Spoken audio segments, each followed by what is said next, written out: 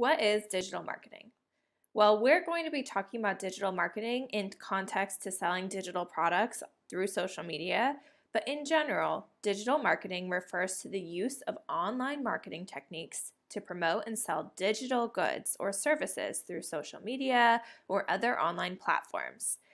This can include content marketing, which is using social media or blogs or video posts through things like YouTube to create and share valuable content related to your digital product in order to attract and engage your target audience so they'll go to your store and purchase from you. You also have ads, social media advertising, which utilizes paid advertising on platforms such as Meta, Instagram, Twitter, LinkedIn to target specific demographics, interests, and behaviors of potential digital product customers. Also, there's email marketing. This is building an email list of interested prospects and customers and sending them targeted email campaigns to promote your digital products in order to get them to your store, but also in order to share valuable content and nurture your leads.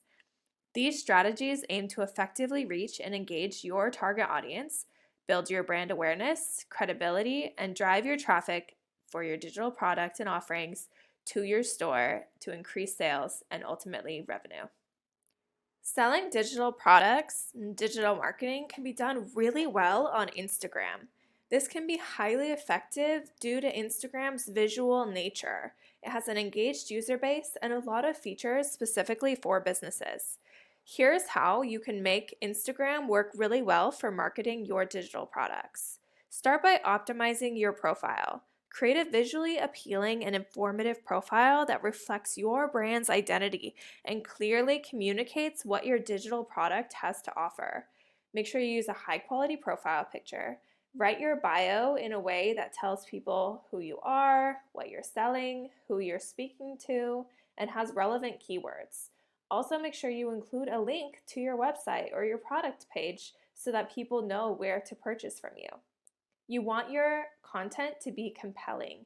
Instagram is a very visual platform, so make sure that you're creating high quality, eye-catching content. Really focus on reels and carousels as those are drawing people in and drawing attention at the moment. Make sure you're also using your stories to sell. Engage with your audience on Instagram. By creating relationships and regularly posting and interacting with people, you're able to build a strong relationship with your followers, and this can increase brand loyalty and drive sales to your product specifically. Also, make sure you're using relevant hashtags. Make sure you're using hashtags in your posts to increase visibility and reach on Instagram. So if people are looking for a product like yours, they have a way to find you as it attracts your target audience. By implementing these strategies, you can effectively leverage Instagram and use it to market your digital products by creating a community and reaching a highly engaged audience that drives conversions.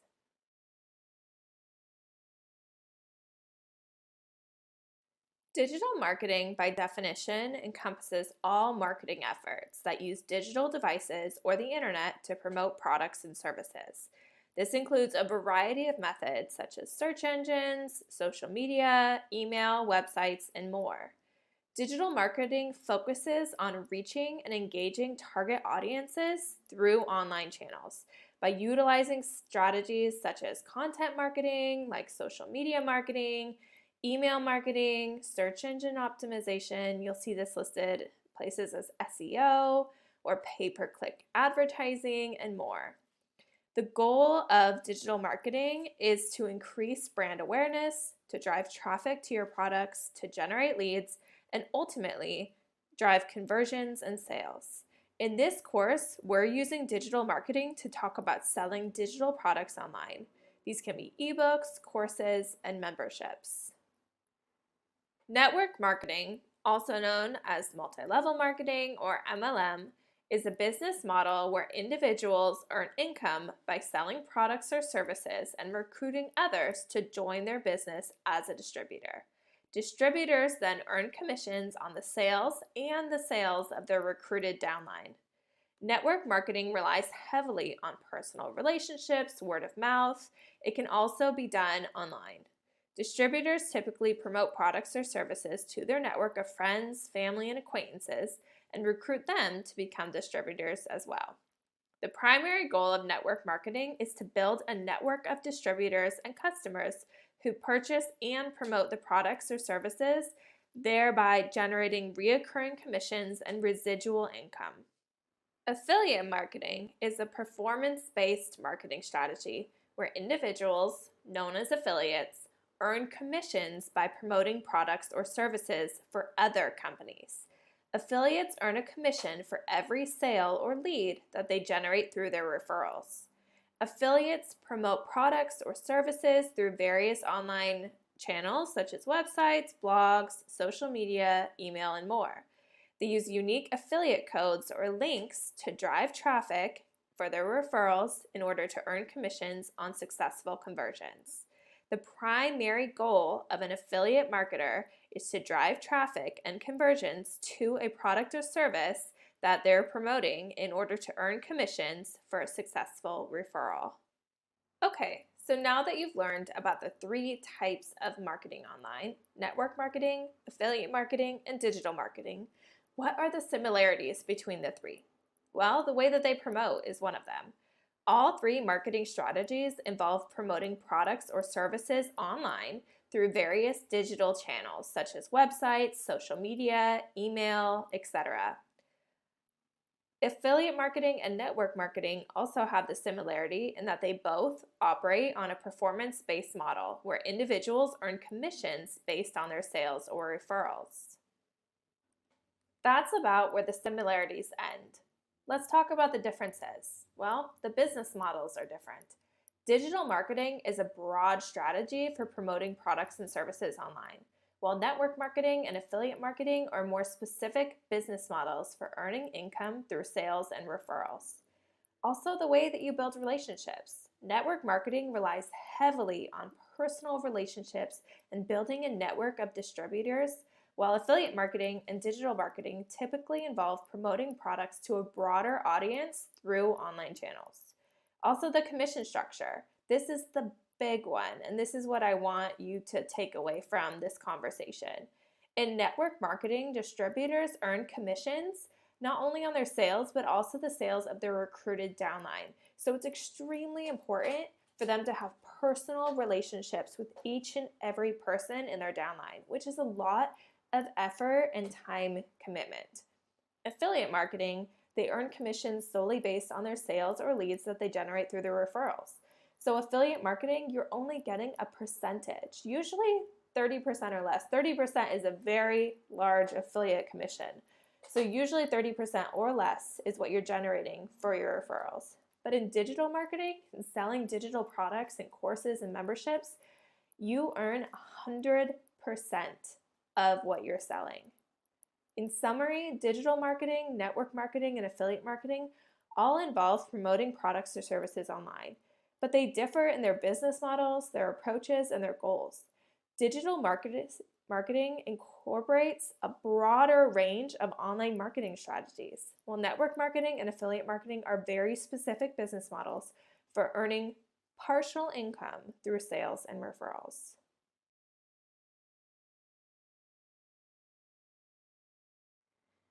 MRR, or Master Resale Rights, grant you the right to resell a product along with the basic resale rights, allowing your customers to also resell the product.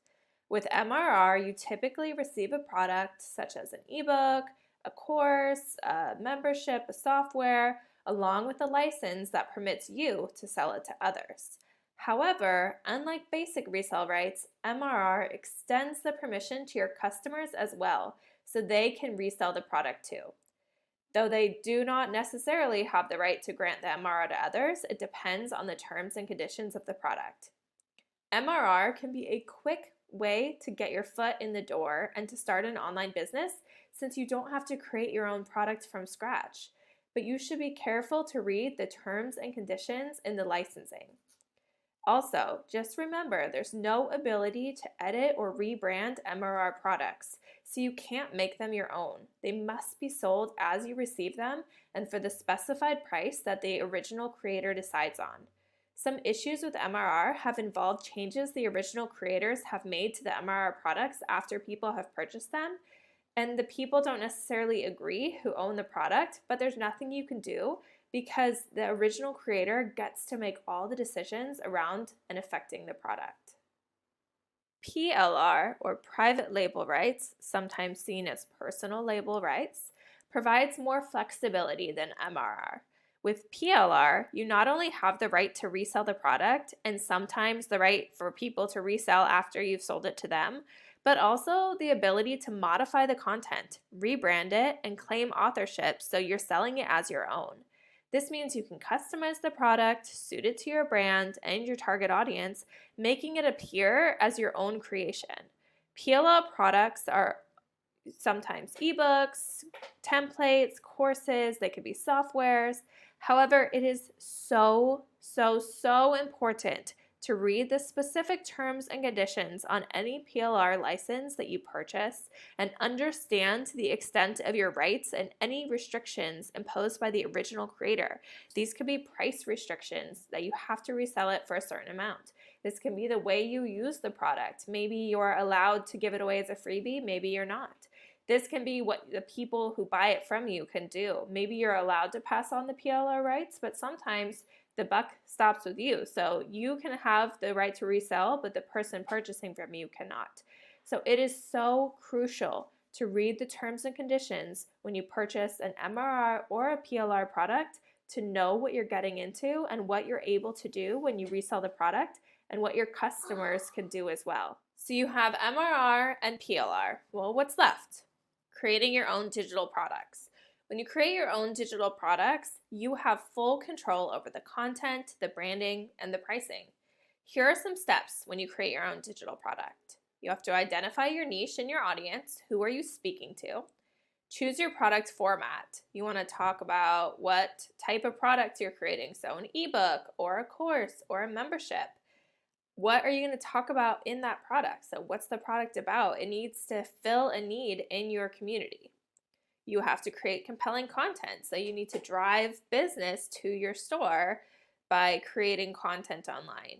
You want to brand your product with colors and logos and graphics. You need to market your product and promote it through digital media. And you need to provide customer support because it's your product and you're the one who created it. You're the one who's going to need to speak about it. Creating your own digital product requires a lot more time and effort than just reselling an MRR or PLR product, but it offers greater potential for customization, branding, and profitability in the long run. Additionally, you have full control over the content and can ensure that it meets the specific needs of your target audience without worrying about terms and conditions and licensing and original creators changing products down the line. You have full control, and that is the real benefit of creating your own digital products.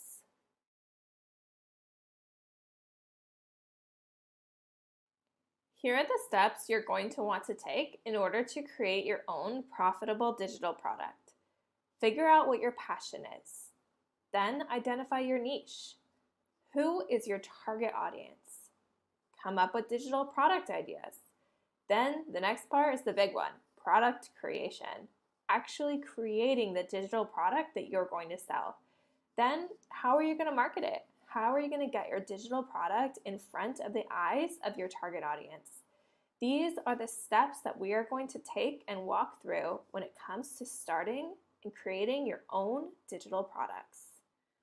What is your passion? When you create a business or a digital product, you want it to be something that you're passionate about, that you want to speak about, that you want to promote. And whether you have tons of ideas when you think about your passions and you're feeling confused as to which one to choose, or you're super stumped for coming up with any ideas, the questions that I'm going to ask will help you narrow down what your passion is in a way that you can create it into your niche. What do you do that is so enjoyable you just completely lose track of time? How do you prefer to spend your free time? When do you feel most alive and what activity are you doing during that time? What websites, blogs, conversations do you love to read and talk about? If you could take a course today on any subject, what would you choose for it to be about? If you had all the skills, talents, money you needed, how would you spend your days? Write down any crafts, big or small, that you're passionate about and think about why you feel passionate about these hobbies. If you could start a business doing anything, what would it be? Lastly, what do you search on YouTube, Google, Pinterest, etc. when you have free time and you just want to look for something that you're interested in? All of these questions can help you narrow down your passion and really focus in on what would make a good business for you.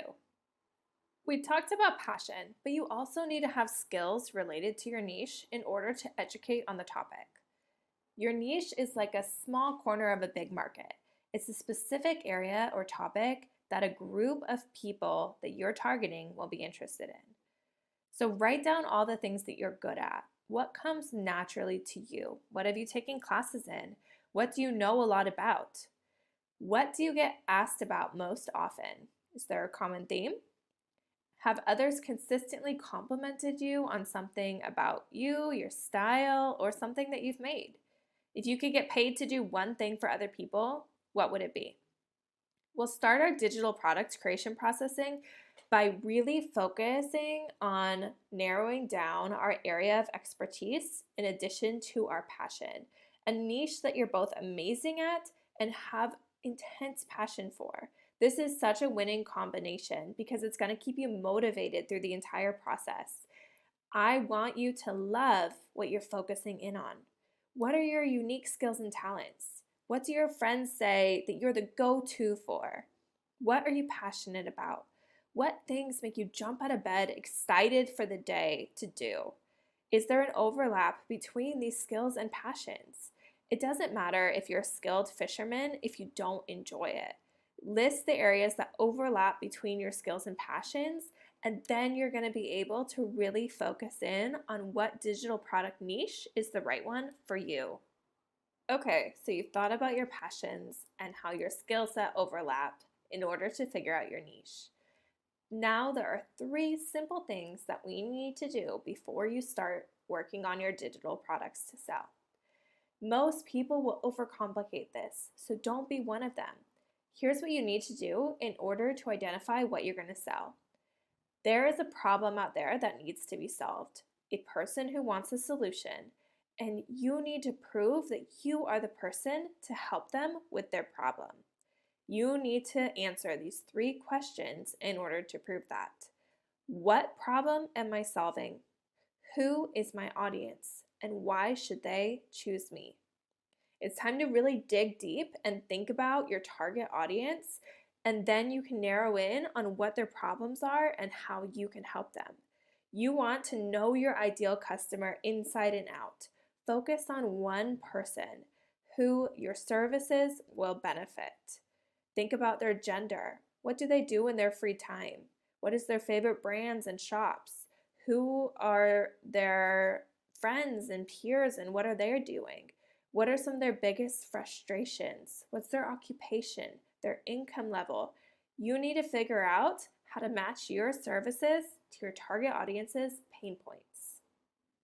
So you found your niche, you've narrowed in on your target audience, and you know what their pain points are and how you're going to help them. So what are you going to create? There are so many options, but here are a few. You can create membership sites where you're constantly updating and putting videos and courses, maybe doing lives or Q&As in order to help your members with their problems. You can do digital downloads like ebooks, Canva templates, workbooks, planners, illustrations, more. You can create signature courses, which have a start and an end date. You can create them all at once or sell them over time. And you can also do mini courses, which are shorter than a signature course, and maybe talk about one section of the problem in order to encourage people to buy the other courses as well. Then, where are you going to list these? Where are you going to put them out there in a storefront for people to purchase? Stan Store is a great all-in-one marketplace for digital creators to list their digital products. You can also create your own site and drive traffic and email lists through your own site, or you could start on Etsy as another option. You can run ads on Etsy and you can post on Etsy. Etsy is very, very saturated, so that's just something to consider. Stan Store would definitely be my recommendation if you're getting started in digital products. It's time! Let's get to creating your product. This is where everything comes together and you get to take your skills and your passion and the niche that you chose and create something incredible. People can sense when you're passionate about something, so really pour that into your content creation. Let's focus on the problem you need to solve, what your solution is to that problem. Come up with a name for your digital product.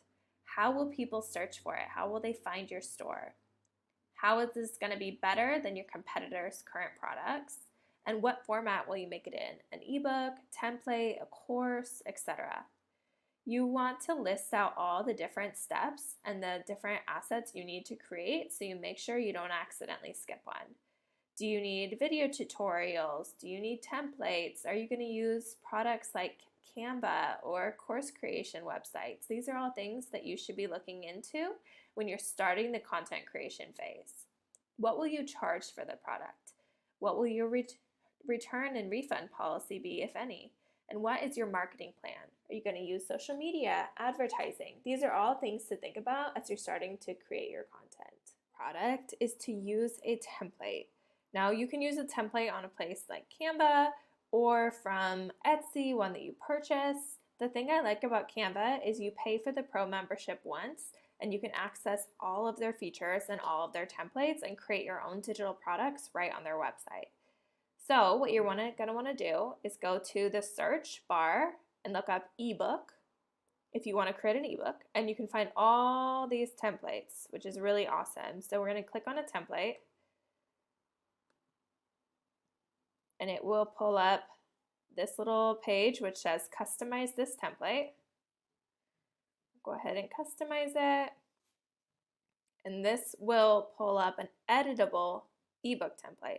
So we can put in our title and our course information and all of that, but the look is already done for us, which is really, really nice. This one is just the cover, but over here on the side, on the left side where it says templates, you can see all of these ebooks have, this one has 12 pages, this one has 11 pages, this has 9, this has more. So we can just go through and maybe we'll click on this one and look and see, okay, these pages look great. This is exactly the kind of look I want for my ebook. So I'm going to say apply all 11 pages, and here we go. Now I can just go in and edit.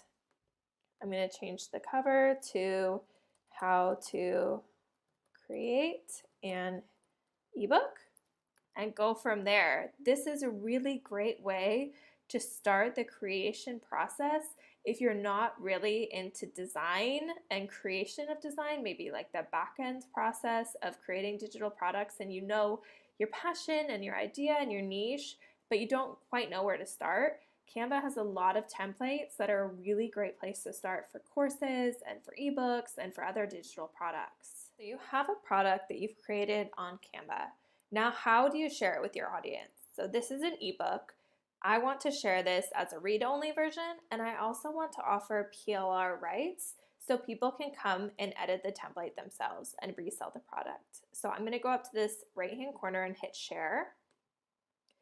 This public view link is how to create a read-only product. So I'm going to click on it, and then this link that's provided is what I will give my audience members, the people who purchase the product from me, so that they can view the product.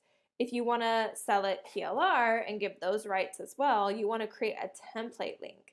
The template link is what allows an editable version to go out. So when I say create template link, now I can use this link, give it to people who purchase the PLR version, and they have an editable template that they can go in and edit and create their own product from mine. So again, it's public view link if it's read only, and it's template link if you want them to be able to edit them also. Congratulations! You've found your passion and your skill and decided on a niche. You've narrowed down your target audience. You've picked a pain point and a problem that you are going to help them solve. You've come up with what your content is going to be, your digital product, and you've created it. You've made that digital product, whether it's an ebook, a course, a membership, you've got it and it's ready to go. You've created your website or your social media, however you're going to talk about the product and get it out there in front of people. Now it's time to launch. Congrats.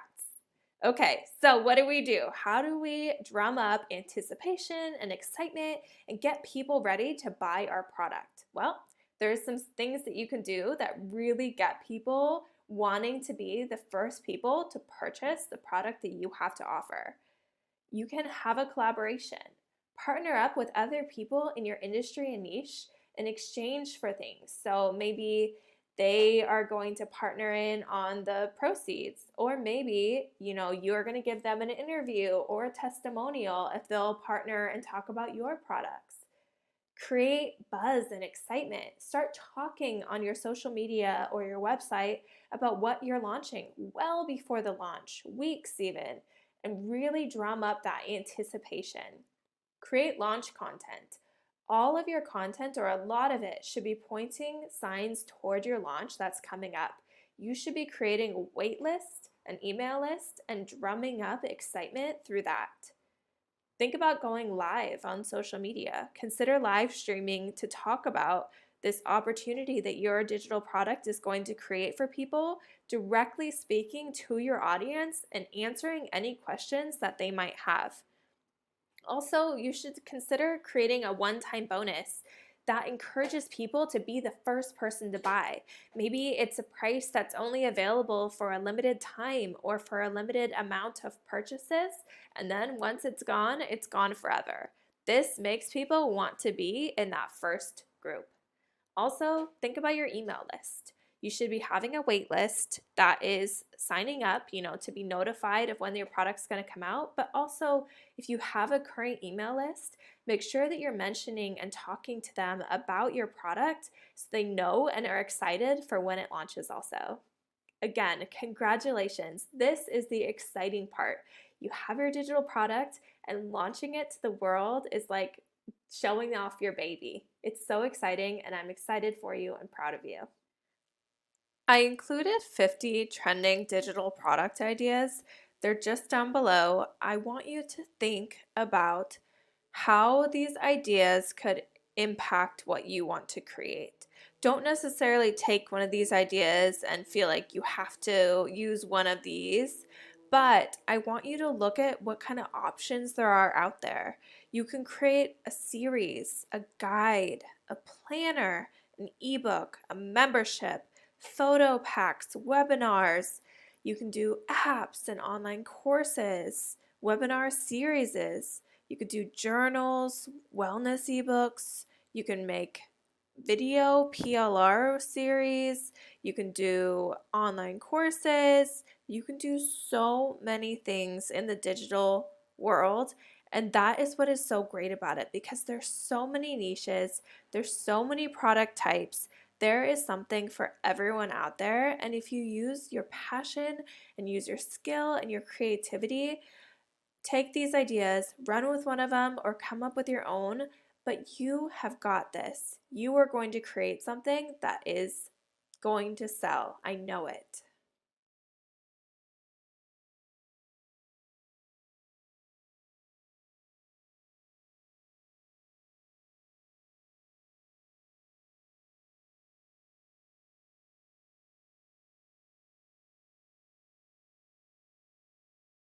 Before we dive into content strategy and tips for growth and making sales on Instagram, we have to talk about one thing, and that's your mindset. The tips that I'm going to give you are tried and true, but there is a rule that comes before any of this, and that is that originality comes first. If you feel something in your gut, go with it. This is your business, and you should be authentic to who you are and implement strategies that feel right to you. Social media growth is not linear, it's fluid. Some things take time to gain momentum, and others will take off right away. Sales is 80% mindset and 20% product. Show up as the most successful future version of yourself right now, and you have done 80% of the work. We've all been there and had ideas pan out and others flop. but if you stay true to your voice and are excited about your product, you will find success. You've probably heard people say over and over, serve your ideal follower, connect with your ideal follower, speak to your ideal follower. But how do you actually know who is following you? Your stories speak to your warm audience, the people who care about what you're doing, who really want to interact with you. They're the people who are checking on your page on a regular basis. So look at your insights. Click on the story and look at your insights to see who's actually viewing and interacting with your stories.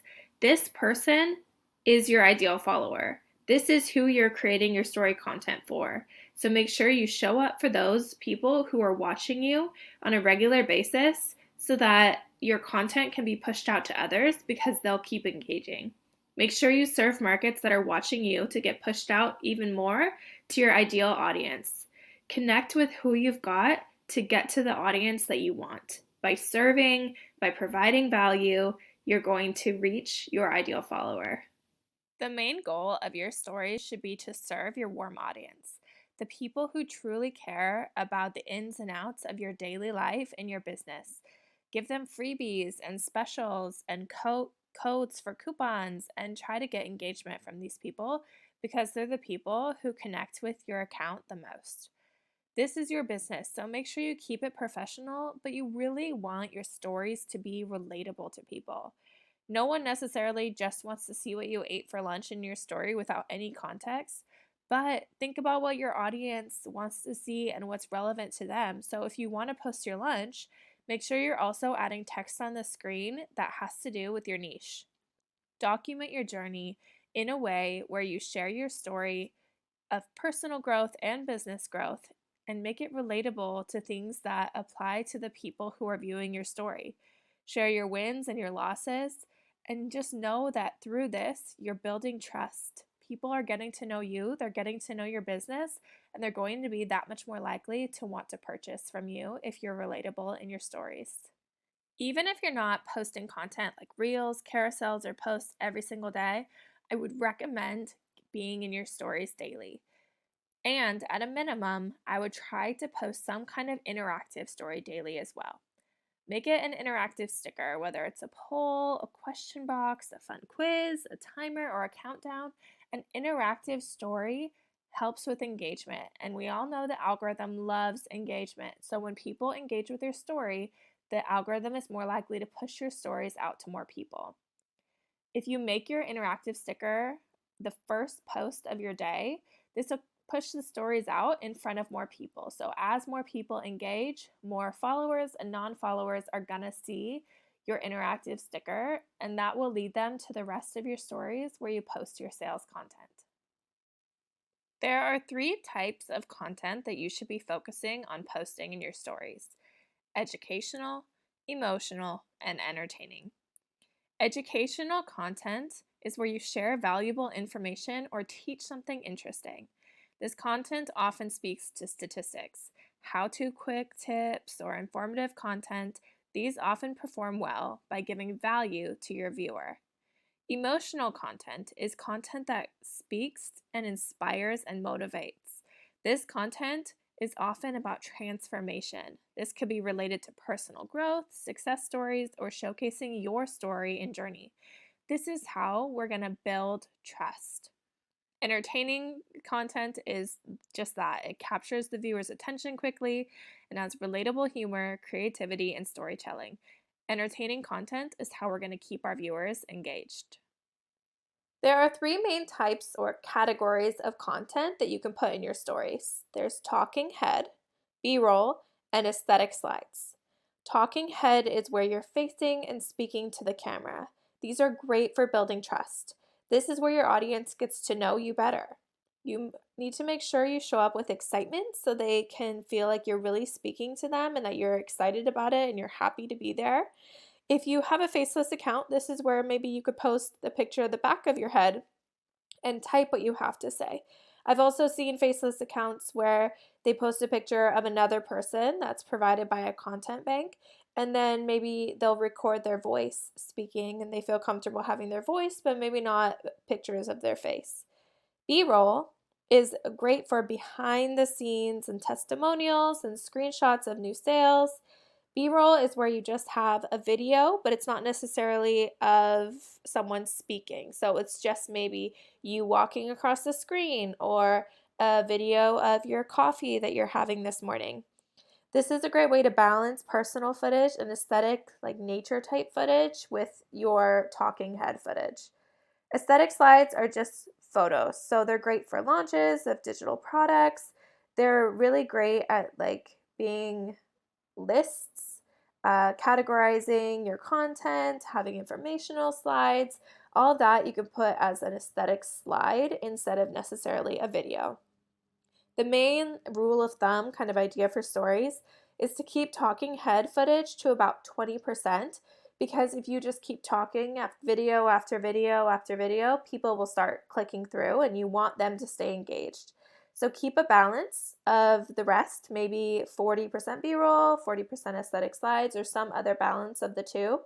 And don't overload your stories. Make sure that you're posting maximum between 7 and 15 stories a day, but Instagram recommends even less. Even just 1 or 2 stories a day can be really beneficial for growing your business. This is an example of a talking head story. You want to start with a hook, so you have a split moment to grab your viewer's attention. So don't start out with just hopping on or just jumping on. You want to start with the hook on the screen. So this is a video of your face, you're telling a story. Make sure that you're enthusiastic. Make sure that you do a run through so you can cut out all the unnecessary language. And remember that people have a short attention span, so really speak to them. Include closed captions so you can make sure that people who are scrolling through without volume or who have it really low can still know what you have to say. And it really helps to also include a title to help your viewers listen longer and hear your point of view because they know up front what they're waiting for. B-roll footage is basically just background content. Examples of B-roll footage include pushing your stroller on a walk, pouring a cup of water or coffee, a short clip of the sunset, flowers, bottles of wine, basically anything random. The idea here is that you're showing how you live your life and build your business and how everything is kind of working for you while your day-to-day life is rolling. So you're able to collect just images and put them together, or short little clips of videos, put some text on the screen, and this is a great way to get people to engage with your stories because they want to respond to this kind of footage. Here's an example of an aesthetic slide. It's just a photo, but it is a beautiful photo that captures people's attention. You put text on the screen and talk to them in a way that feels familiar and where people will know that it's you, they'll feel comfortable, and they'll learn to trust you. Make sure that you're not blocking out anything important in the photo with the text, and make sure that you're kind of breaking up your sentences in little paragraphs or sentences with bold letters, bold graphics, so that people are drawn in and want to read what you have to say. Keep your sentences short, break them up with color, use different fonts to kind of break it up as well, and keep it consistent. Try to use the same fonts throughout your stories so people know what your stories look like and what they're getting when they click on your story highlight. Another option is to share a post in your story. What I recommend is sharing a post with a comment. So if you click on your post and scroll down, you can go into the comments, click a comment by sliding to the left with your finger and a long press. Press this little plus sign with a circle around it, and now it just like that. There are two main ways to call people to action in your stories, and that's either to lead them to your store or to your DMs. By leading them to your store is posting your link, right? So you have your URL to the link of either a product or your storefront. You can put that in a sticker in stories and you can rename it. So you can put get it here or I want this for you, and then have the link go to either a product or your storefront. By sharing a link, you're not shoving it in their face. You're saying your story, you're telling them how this product changed your life, how this product changed other people's lives. Maybe you're posting a testimonial and you're saying, I want this for you, with arrows pointing to the link. That's a really great way to give people easy access to your product. Another option is to lead people to your DMs. So instead of posting a link, you want to encourage conversation and engagement by asking them to comment a keyword to get more information from you. And then you can reach out in the DMs, give them the link, and have a conversation that you start, right? You can encourage a conversation through your stories by asking people to reach out to you. And that algorithm is going to give you a little boost because not only are you engaging with people from your stories, but they're now more likely to show your content to these people on their feeds. Social proof or testimonials, reviews is so important because it only goes so far to say what a product or a service has done for you. It goes a lot further with your audience if you can say what it's done for people just like them. In order to get these reviews, there are lots of ways to go about it. If you join an MRR or a PLR where there's already a community, you can go to the community pages and look for people's testimonials for their proof and ask them if they can use it. Or a lot of these communities have areas where you can grab social proof and use it in your own marketing.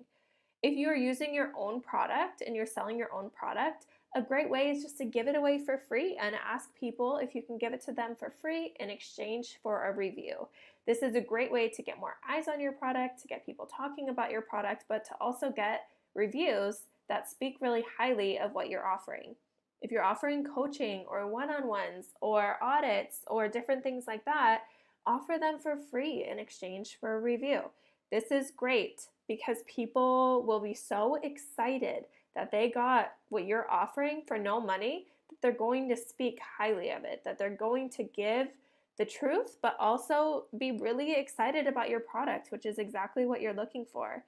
If you don't have a product yet to offer, ask people who know you to say something nice about you as a person because this will help establish trust with your audience. Get creative. Asking for social proof is easy once you have the confidence to do it. It's about asking and not worrying about whether people turn you down. Because if they turn you down, oh well, move on to the next person, ask someone else. Social proof is undeniable. It's something that you need in your business, and it's something that is so important to get. So don't be afraid to ask. We need to also think about language. While you're building this relationship and trust with your warm audience through your stories, you want to make sure that the language you're using is not too salesy, but also not too casual. Every single story should not just be this is my life and this is so fun, but they also shouldn't exclusively be a sales page. That will not make people want to come back and keep viewing your stories. It needs to be a combination of both. Posting links on every single story page to your product, it's going to make people not want to continue to click through because they'll feel like they're just constantly being sold to. Using casual language that makes them feel like they're with you in your adventures and in your day-to-day life makes people want to keep coming back for more because they crave that connection, right? So using a balance of triggering language where you're talking about how emotional and attached you are to your product because of how it's changed your life or how it's changed your business and how it will change their life too, while also using day-to-day life and showing them, look, I'm a real person. Look at what I'm doing during the day. Look at what adventures I'm able to have because of what this product offers me.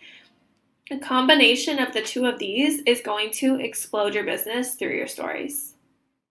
Every couple of days, or maybe once a week, you should give your stories a period of rest. The idea behind this is to not post for about 24 hours.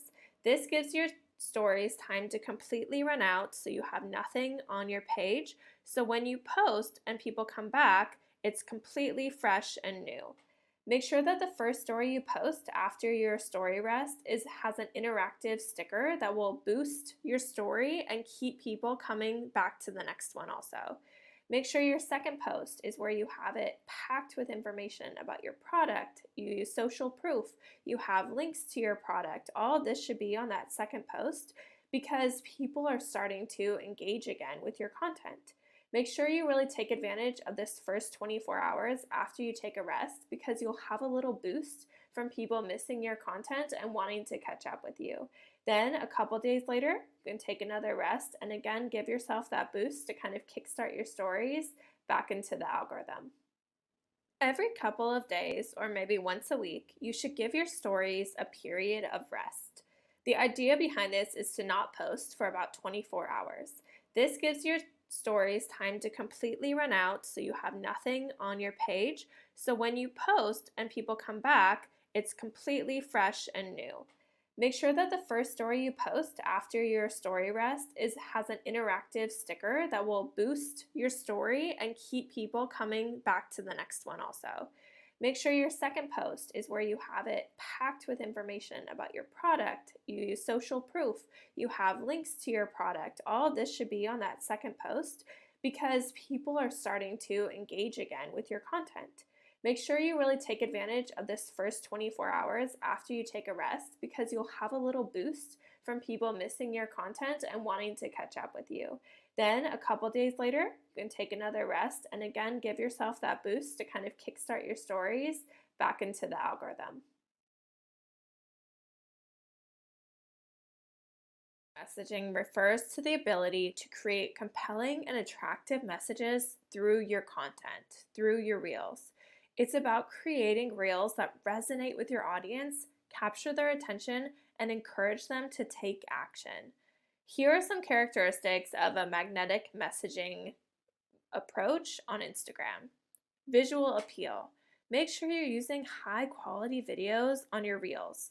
Make them stand out with text that is readable on the screen. Make sure the text fits in the frame. Make sure that your hook is there as soon as the reel pops up. Also, tap into people's emotional connection. Tap into their joy, their excitement, inspiration, and empathy.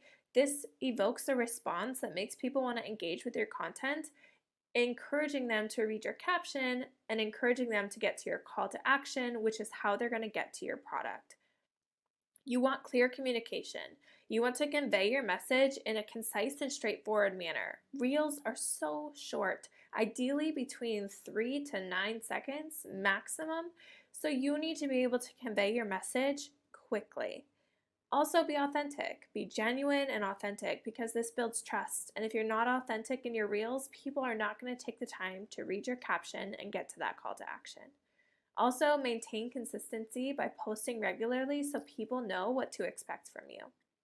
Overall, magnetic messaging through Reels is about creating content that not only attracts attention, but also inspires, informs, and motivates your followers to engage with your brand and to take action by going to your store and making purchases.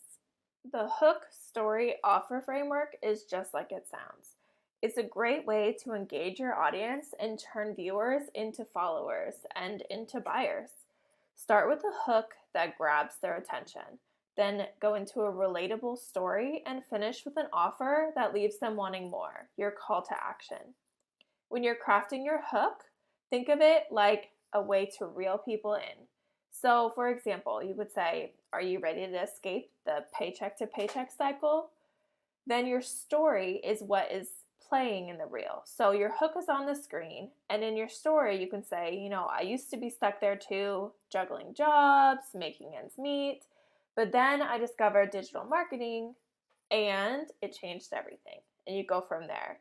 Now, your irresistible offer is what do you have to offer them? So you can say, join my digital marketing course, say goodbye to financial stress, comment blank, so comment digital, comment course to learn more. This is your call to action, and we're going to go into calls to action next, but just know that the offer is the same as the call to action. So your hook is reeling them in, your story is what you're showing on the screen, so through the video about talking about you or talking about something that's going to connect with your audience, and your offer is what do you have to give them? Because people want free, they want something from you. And in order to buy something from you, they want to have received something from you first, whether that's information, whether that's a feeling. They want something from you, and that's the Hook Story Offer Framework. Your call to action is how you take your reel from just focused on gaining followers and views to actually making sales. You can ask for things in a call to action like my post, follow for more, or you can add in something like comment and then put a keyword for more information about, and then talk about your product, talk about your offering, And when people comment that keyword, you can put automation in place where your link will be sent directly to their DMs and they can start making purchases. This is really great because it helps with engagement. People are commenting on your posts, but it also gets your product link directly into their DMs, which is so much more likely to translate into purchases than telling them to go click on your link in bio. Most people are not going to do that. They're not going to want to take the extra steps to go find your link, to click on it, then go find your product. It takes too long for the average person.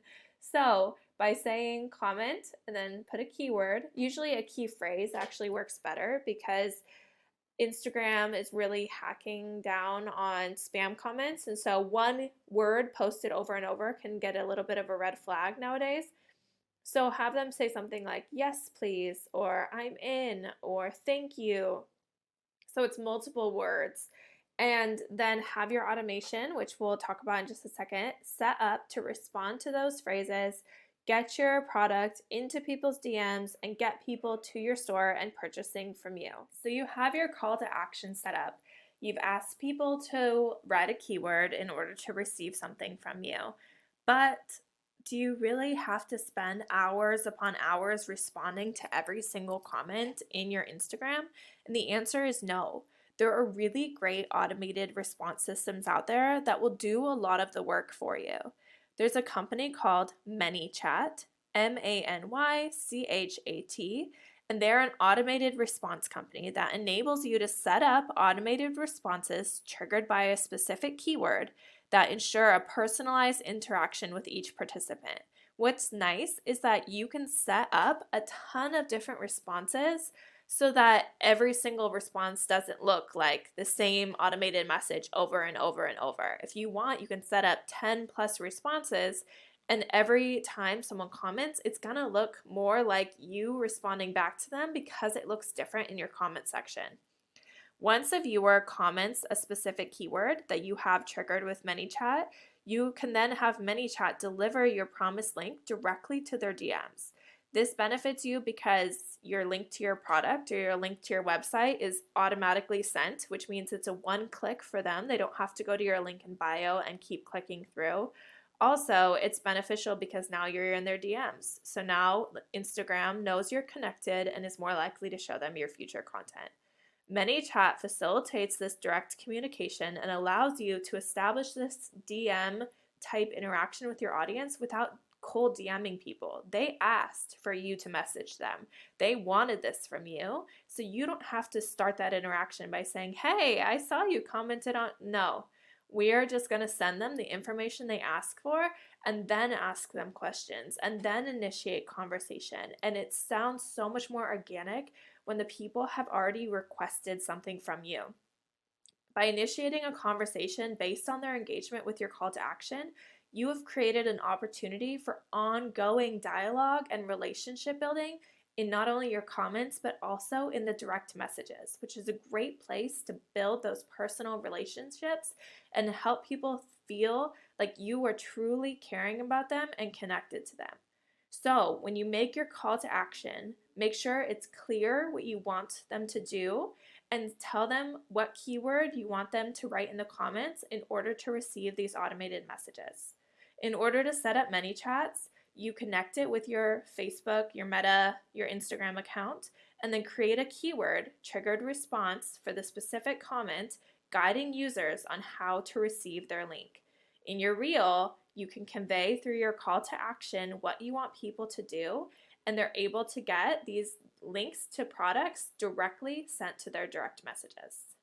How do you set up your automation? Well, you set it up through ManyChat, ManyChat, ManyChat. You can head to their website and sign up for an account by linking it to your Meta, your Facebook account. Then, when your accounts are linked, it's going to pull up your Instagram account. And this is where we want to set up our automations. There are two types of automations that I encourage you to use from the beginning. These are the automations called Convert Your Instagram Comment to Sales and the automation called Use Instagram Stories to Generate More Leads. Convert Your Instagram Comments to Sales is how you get people to comment keywords on your reels, on your carousels, on your static posts, and receive a DM from you with either a link or a GIF or something free, a reward for people for signing up for your comment. Another one is use Instagram stories to generate more leads. And this is great if you are talking about something regularly in your stories. You can set up a keyword that's set up for all of your stories. Say the keyword is blank. We're going to use automation. And you can tell people comment automation, and I'll send you whatever your freebie or your URL or the information is. And this can be set up for all of your stories. So anytime you say comment automation, they'll get a link from you. ManyChat is great because you can design welcome messages. You can design auto responses. What I would recommend is anytime you design a response, especially at the beginning, make sure to test it before going live to make sure it's spelled correctly, the automation works correctly, all of that.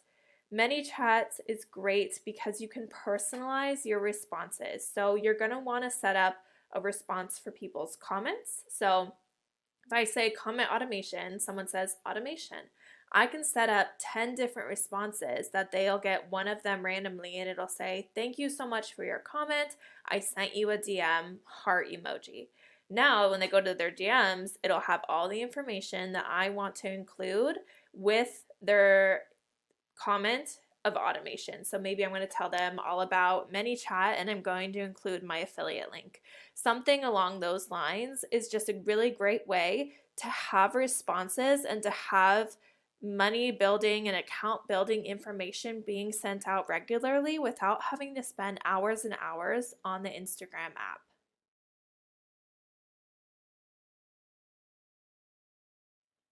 The way you communicate with people through DMs can make or break your sales. Let's talk about it. How can it break your sales? Well, people don't like being cold messaged. No one likes when someone comes in and says, hey, buy my product, here's the URL. No one wants to do that. What they want is to use DMs to form relationships and make connections. How do we do this? Well, the beginning stages of it are to let people come to you. And how do we do that? How do we encourage that? How do we encourage people to DM us first?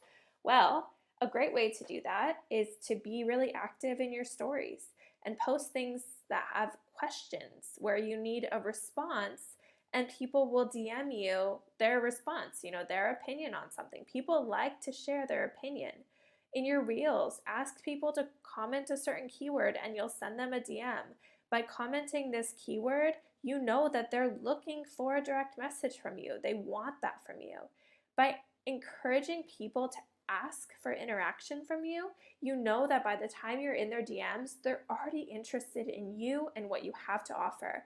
And then when you move into your sales pitch, it doesn't seem so, greasy is the word I'm looking for, icky, when you cold DM people, it can make them feel like they're just a sale to you, like they're not important. But if you make sure that you're engaging in other ways, you're interacting through DMs and not just selling exclusively, it's the same as in your content. It's the same as in your stories. Through DMs, we want our interaction to be very small percentage of it actually focused on hard selling. The rest of it is focused on building engagement, building interaction and connection, and making a relationship with the person. And then by the time that they're purchasing from you, they want to buy everything because they trust you. They want to be involved in something that you're creating, something that you're part of, because they've interacted with you in a way that makes them feel good, that makes them feel like they're important. So DMing can be good and bad. So make sure that you focus on the good. Help people interact with you in a way that encourages sales by encouraging them to reach out first through your stories, through your content, and through your reels.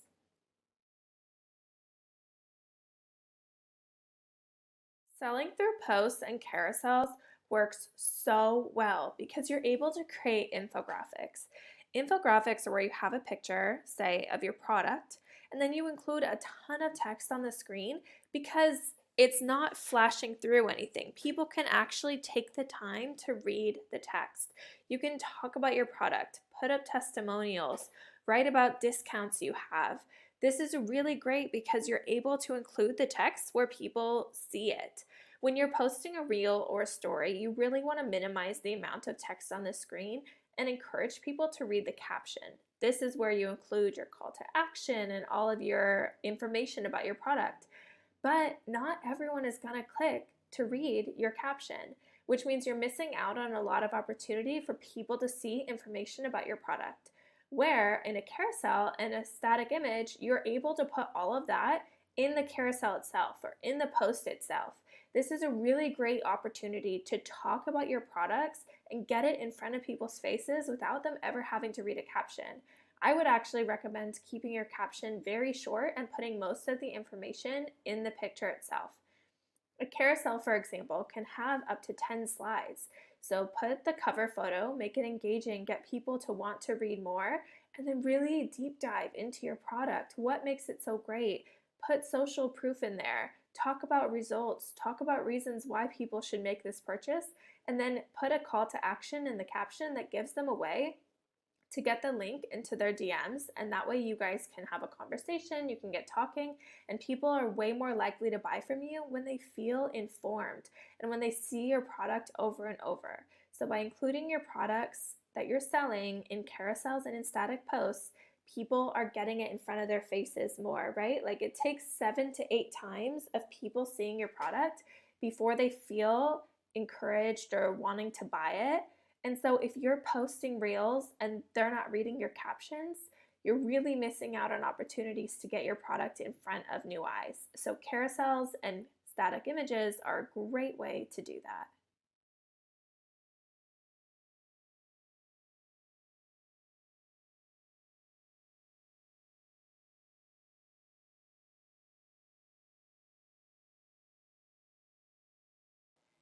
Email marketing is a type of digital marketing, online marketing, and it is a direct method that uses emails to engage and stay in contact with your audience and your customers.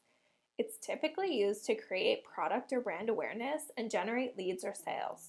You can send promotional content and informational content through your emails. Here are some of the reasons why email marketing is so important. An email list is one of the most powerful things you can have for your business. It gives you a direct line of communication with your audience and doesn't rely on an algorithm or a third-party app. And it won't get as easily buried as posts on social media. Remember, on things like Instagram, only 5% of your followers even see any given post. And it's not a guarantee that you'll have that following forever. Sometimes accounts get lost or Instagram shuts accounts down for no reason. So even if you have a good sized audience, they're not yours because they're technically through an app where your email list is yours. No one can take it from you. You own your email list. Managing your email list is completely free also, and it's free advertising. You can move, you might pay for an email provider, but you have your list and it's yours. You can organize different audiences too through your list. Those who have downloaded your free guide, those who have made purchases from you, what kind of purchases they've made, have they purchased your ebooks and now you're coming out with a new one, so you want to make sure that they know about it. This allows you to organize and focus your marketing on specific things with customers you know are actually interested in what you have to offer. An email list is so important to building your business. You might have heard people say that email marketing is dead, or what's the point of building an email list when there's social media and there's all these other ways to reach an audience? But nothing could be further from the truth. Social media is a great way to build your email list, but email marketing is as alive as it's ever been. Here are some numbers. 92% of online adults use email, with 99% of email users checking their email every day, some as much as 20 times a day. Email is 40 times more effective at acquiring customers than Facebook and Twitter combined. Shoppers spend 138% more when marketed through email as compared to those who do not receive email offers. Instagram audience never has a view rate over 30% on your content. And as your audience grows, that number gets even smaller. The bigger your audience, the smaller percentage of people who actually see any of your content on a given day. But it is very doable to get an opening rate of 40 to 70% on your email. That is 2 to 7x what it would be for your social media content. Email marketing is such a great way to build credibility and connection with your audience. Before anyone buys from you, they need to trust you. You're able to build that trust by being transparent, authentic, and reliable in your emails. Make sure you're sharing your story and highlighting your expertise, because when people feel that genuine connection, they're more likely to hit the buy now button. When you build this trust, people are going to want to purchase from you. So instead of having to push your product constantly, you're able to really engage with your audience in a different way. And this has a great ROI, a great return on investment. Did you know that email marketing has an average return on investment of $44 for every dollar spent? You heard that right, $44. Social media, search engine optimization, they're all great, but when it comes to bang for your buck, email marketing is the best one out there.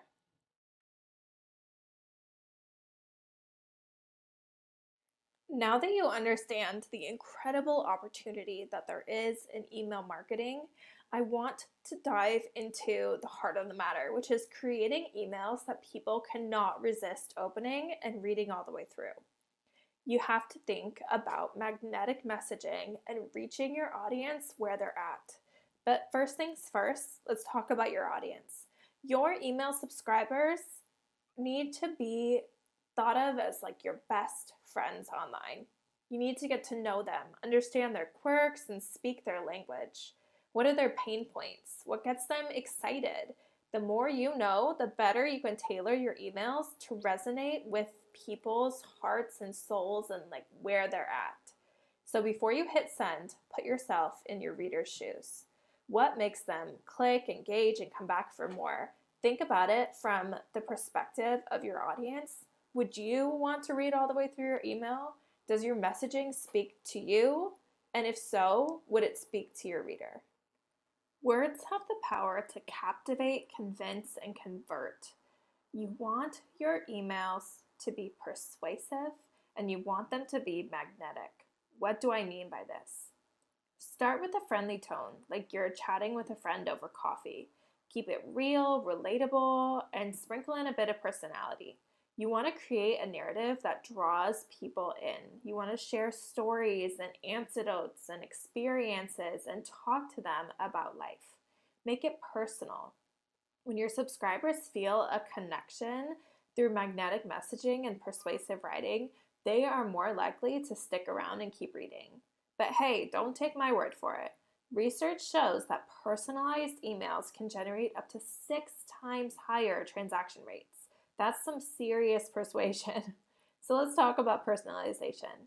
The secret ingredient in email marketing is speaking to people where they're at and making them feel important. Addressing your subscribers by their name is just the beginning, and this can easily be done in your email marketing software. Use their preferences, their purchase history, and even their location to change up your content. Remember what we said, you can make different email lists based off of who's purchased from you, who's gotten your freebies, where did they come from? Did they come from Facebook or Instagram? What's their demographic? When people see an email that speaks directly to them, it's like getting a personalized invitation to something exclusive. They don't want to miss that opportunity for whatever you have to say. So you really want to understand your audience in order to be persuasive in your emails and make sure that it's personalized. Your emails will transform from a mere message to an irresistible invitation to buy from you if you personalize them and make it so your subscribers can't help but open. In social media, we call it a hook. That first line of text that people see that you're trying to use to grab their attention. If you want people to click on your reel or your post, that first line of text is crucial because that's what's going to make them want to know more. In email marketing, it's your subject line. Your subject line plays such an important role in the success of your email marketing campaigns. You want people to be excited to read your email from the get-go. Subject lines are that initial step to capturing your audience's attention and enticing them to open up your message and be excited to read what it has to say. Inboxes are being flooded with so many emails. I bet you hear people all the time complain about how they have thousands or hundreds or so many emails just sitting in their inbox. They can't get through them all. There's so much out there that's asking for people's attention, and a well-crafted subject line is what's going to make the difference between whether your email gets noticed or buried in the massive emails that stay in people's inboxes forever. An attention-grabbing subject line is an art. Consider personalization, relevance, and clarity when it comes to crafting your subject lines. Keep them short and enticing.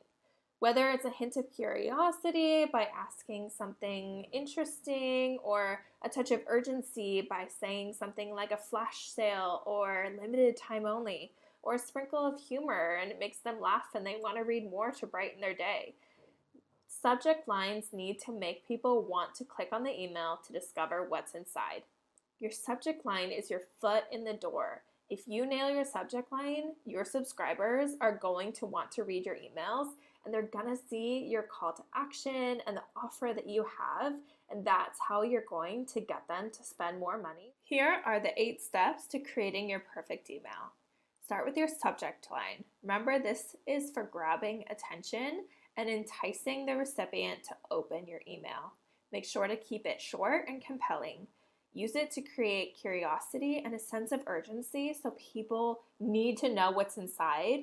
And make sure you're testing out different subject lines and seeing what gets a better opening rate. Next is your content structure. You want to organize your email content for clarity and impact. Use a hierarchy with headlines and subheadings and bullet points so it kind of splits up the text and makes it easier to read. And make sure you're placing the most important information at the beginning, because a lot of people don't read emails all the way through, and if you leave everything important for the end, people are going to miss it. Make sure that you break everything down into small, digestible sections for easy reading. Next is visual appeal. You want to enhance the aesthetic appeal and engagement with your emails by adding things like images, infographics, and GIFs that complement the message. Make sure that they're relevant and adding value. You also want to optimize these so that they load quickly on mobile devices, which is what we're going to talk about next, mobile optimization. Make sure your email looks good and functions well on cell phones. Use a responsive design that adapts to different screen sizes. This can be done within your email sending software. Make sure you're choosing a font size that is legible when it's shrunk down and not on a large computer screen. Make sure you test your emails on various devices before you send it. Look at what it's going to look like on a computer. What is it going to look like on a small cell phone? Then your call to action is the next most important step. You want to drive recipients to take specific actions like clicking on a link or making a purchase. Make your call to action clear, use compelling language, and make the button for the call to action really stand out visually. Pick bright colors and things that will make it so people are drawn to click, whether that's to go to your website or to go to a specific product. And create a sense of urgency behind the call to action also, and highlight the benefits. Give people a reason to click that button. We talked about this earlier, but the next one is personalization. Make sure to tailor the email to individual recipients for a personalized experience. Start by always addressing them by name. Use the segmentation that we talked about for putting people in different groups and categories to send targeted content. And use personal data that you can get from your email software to enhance personalization as well. Then your closing signature. Wrap up your email and provide a personal touch right at the end. You want to summarize key points and also reinstate your call to action. Include a personalized sign off like best regards or thanks for chatting or see you later, talk to you later, and then your name. Make sure that you have a little catchy phrase or something that you say at the end to kind of close your email and make people feel like there was a good reason for them to get all the way to the end. Then at the bottom is your footer. You want to provide essential information and comply with regulations. There are certain things that you need to put here, like your business address or an option for recipients to unsubscribe. You also want to have contact details and links to your social media. Maybe your Instagram or TikTok page will be down below your signature. These are the 8 steps that you need to create the perfect email. Okay, so let's get to it.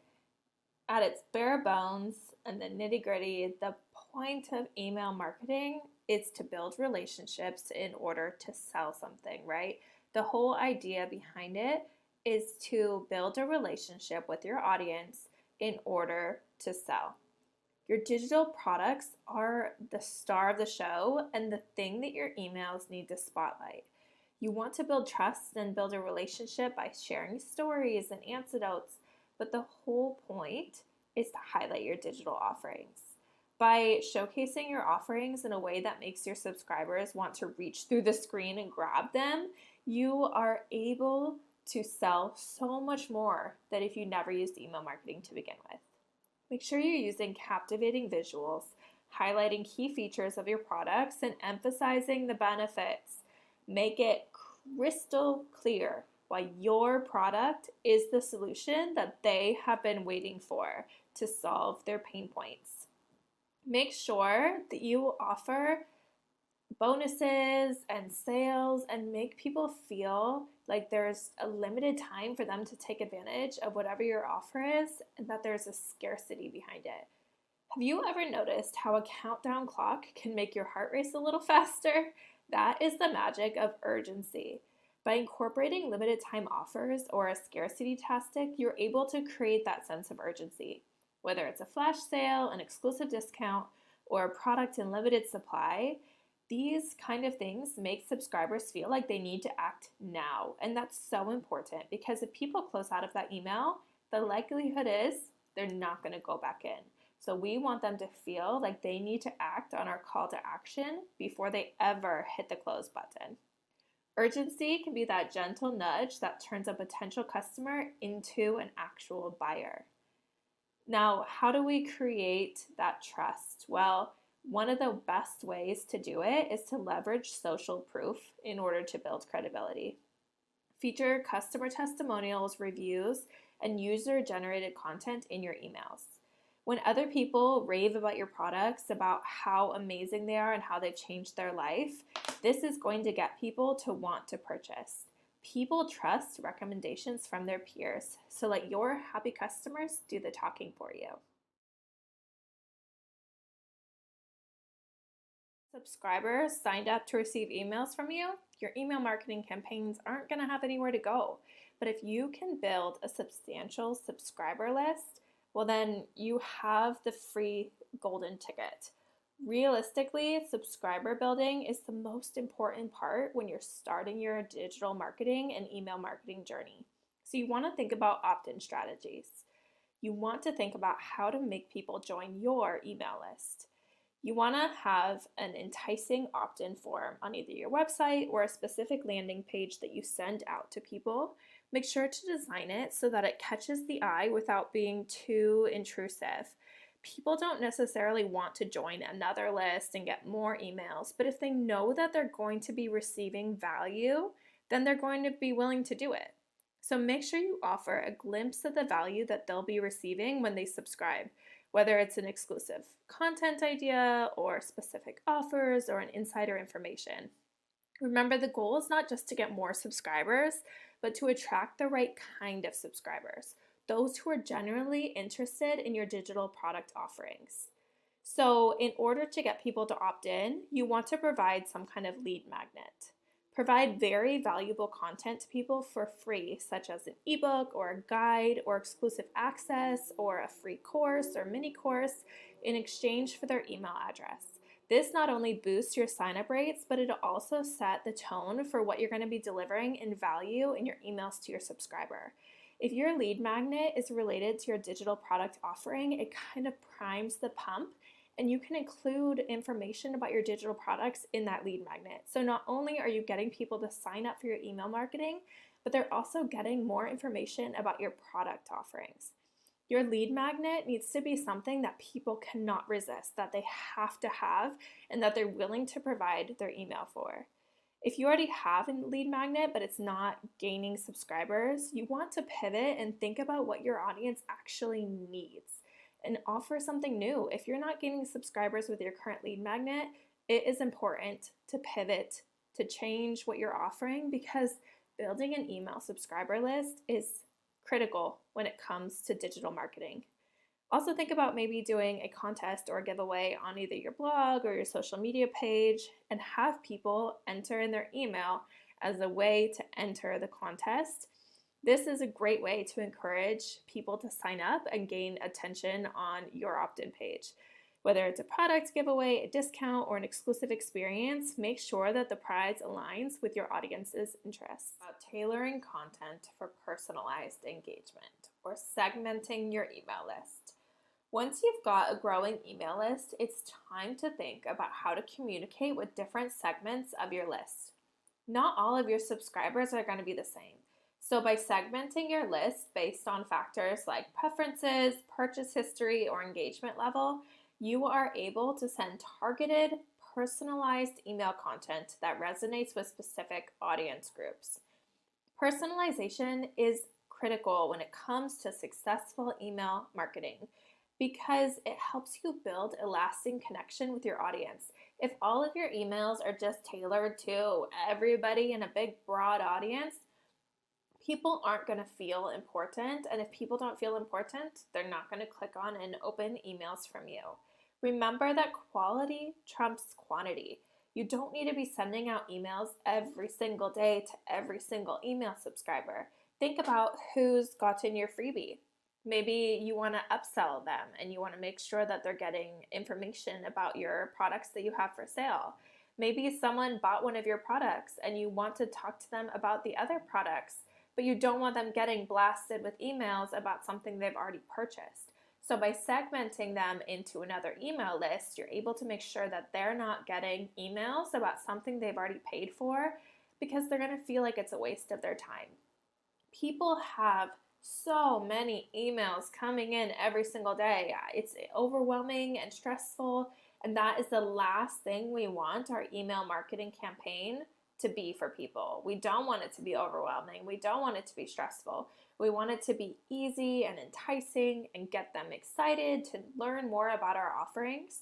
So if you're sending targeted emails that are directed to certain people, this is a really great way to get people excited about opening your emails and finding out what you have to offer and what you have to say. You need to keep in mind, if you're not from the US and you're from another country, make sure you check with your country's legal obligations when it comes to sending out emails and email marketing. In the US, we have something called the CAN-SPAM Act.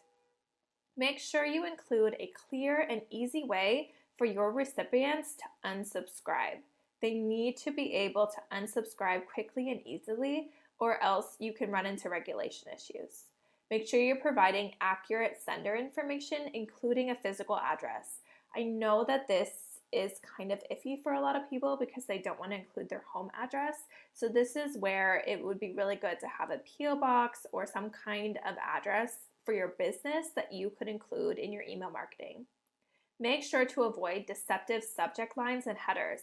If your subject line is attention grabbing because it's untruthful and it's not actually what your email is about, that is a big old no-no. Make sure your subject lines and headers are accurate and they actually talk and describe what's going to come in your emails.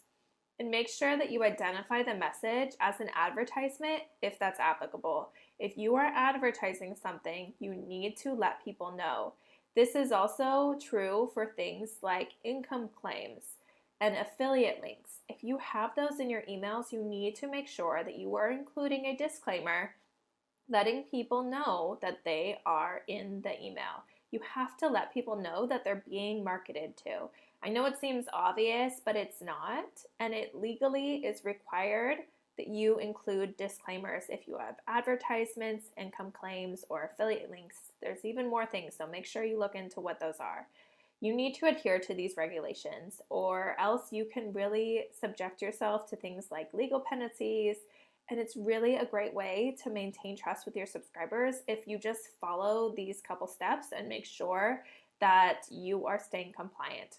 Make sure that you're regularly updating your information on these practices. Seek legal advice if you need to, if you really want to be sure that you're doing this correctly, and prioritize compliance in order to maintain trust and avoid penalties going forward.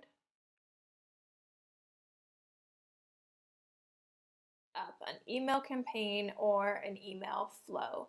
This is basically where you get people to sign in for your opt-in or someone makes a purchase from you, and then they get a sequence of emails starting with the initial freebie and going from there.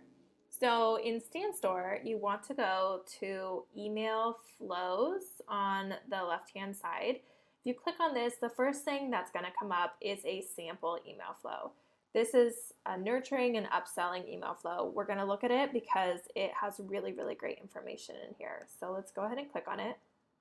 Okay, so what this shows you is it starts with the initial purchase. So someone makes a purchase from you.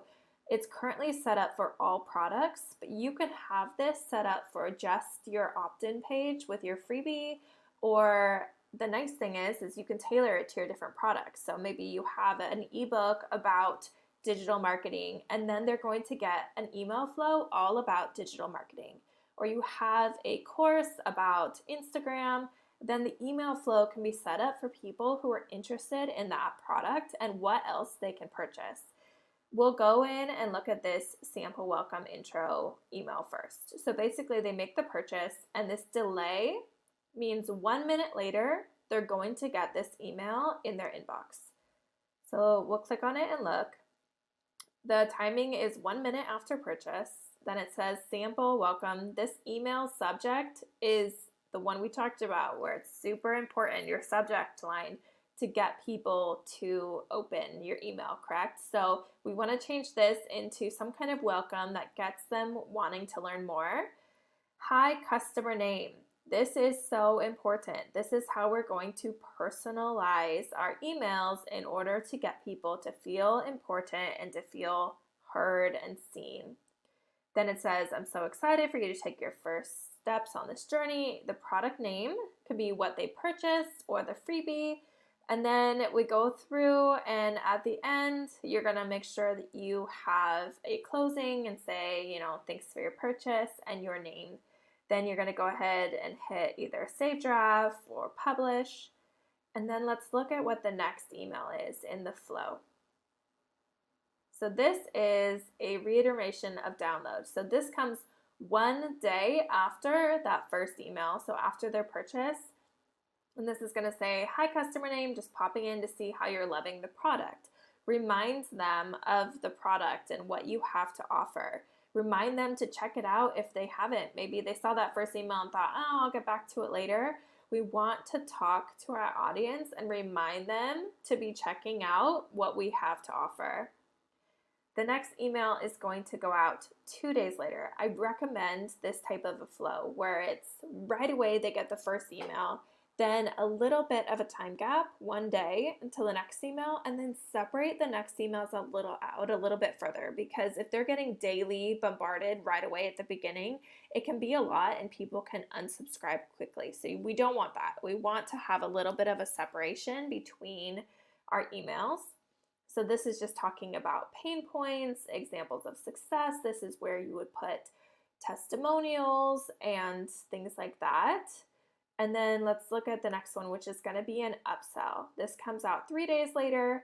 The upsell is where you can add your product link. And this is where we're going to start adding on new products. So see, we had an email that was an intro with their free product or to thank them for purchasing from us. The next one is going to be a reminder to check out that product. Then after that is going to be just information, what we can provide, not selling. The selling comes on email number 4 or 5. Once we've built a relationship, then we can talk about selling. And at this point, we want to try to upsell. So they've already purchased either something for free they've gotten from us, or they've made a purchase, but we want to try to get them to purchase more. So the nice thing about having this segmented is that you know what they've already purchased, so you're not offering them the same product again. You can put one of your other products in here and say, hey, the next step on your journey is this next product. And then here's a discount code email. This is a good reminder to you that discount codes and countdowns and limited time specials are a great way to get people to purchase from you and purchase from your store. So let's go look at how we would set up our own email flow. We want to go to Add Flow, and here we're going to name our flow. So maybe we're going to say freebie. So we remember that this is for our free product. We hit Create, and here we can go in and add emails. The nice thing is here we can change, we can add customer name to personalize it, product name. We can personalize it to specific products and links. Let's go back and look at broadcast. This is nice because this is a great way to shoot out an email if you have something that's releasing soon or coming out. So someone might be in the middle of your flow and you have people kind of joining all throughout the day and on different days, so they're all going to be in a different point in your flow. A broadcast message can be a personalized message to one email or a group of your segments, but it can also just be a bulk broadcast to everyone who's made a purchase from you that there's something else coming and that you want them to know the information first. And this is a great way to just get emails out there for your subscribers.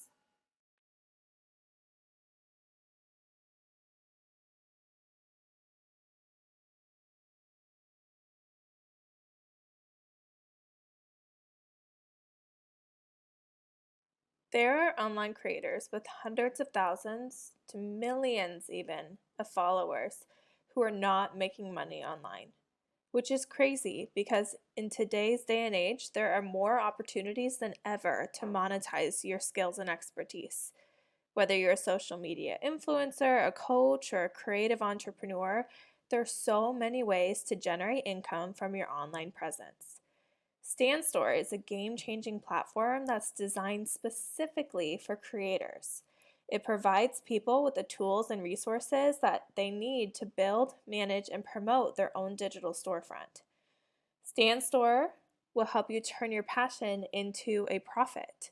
And by selling digital products and services, you're able to sell it directly to your audience through your link in bio. So what exactly is StanStore and why is it so great? Let's explore some of the key features and benefits that make StanStore the solution that creators have been looking for. There's a reason why so many digital creators now have a StanStore link as their link in bio. It offers seamless and user-friendly interface, a diverse range of digital products that you can put in your storefront, easy product management, seamless integration with social media. There are analytics and insights, and support and resources. We'll deep dive into all of these in just a moment. Why would you choose StanStore? There are a lot of reasons, so let's get into them. They have a seamless and very user-friendly interface. So if you're a beginner in the digital marketing sales world, it is very easy to learn their system and how to set up your store, where quite a few other websites, you have to have a lot of back-end knowledge of how to update the website, and with StanStore, a lot of that's done for you. StanStore offers this seamless and user-friendly interface, which makes it easy for both creators and your customers to navigate your site. It has this really effortless design, so you can set up your StanStore and choose from a lot of options to design it without having to go in and design every single aspect yourself. It ensures a smooth and enjoyable shopping experience for your customer, which is super important, without you having to do a lot of design work. This also increases the likelihood of conversions and repeat purchases because people know that your StanStore is easy to use. You're able to offer a diverse range of digital products. If you're a fashion, fitness expert, photography, any niche really, StanStore will allow you to create and sell a diverse range of digital products, from ebooks to guides to online courses, coaching sessions. The possibilities are endless, and you have the freedom to showcase your expertise and package it in a way that resonates with your audience. There's really easy product management. It's easy to manage your digital products with StanStore because you just upload and organize your products, set your price, everything right in the editor. And I'll show you guys how to do this, but it's so simple and really just takes a couple steps. And once you've done it once, it doesn't take long to figure out how to create other listings. It also really integrates well with your social media. All you do is you take your Stan Store URL, pop it in your link in bio. It's really easy to use, and it's easy to use with ManyChat to send out your link.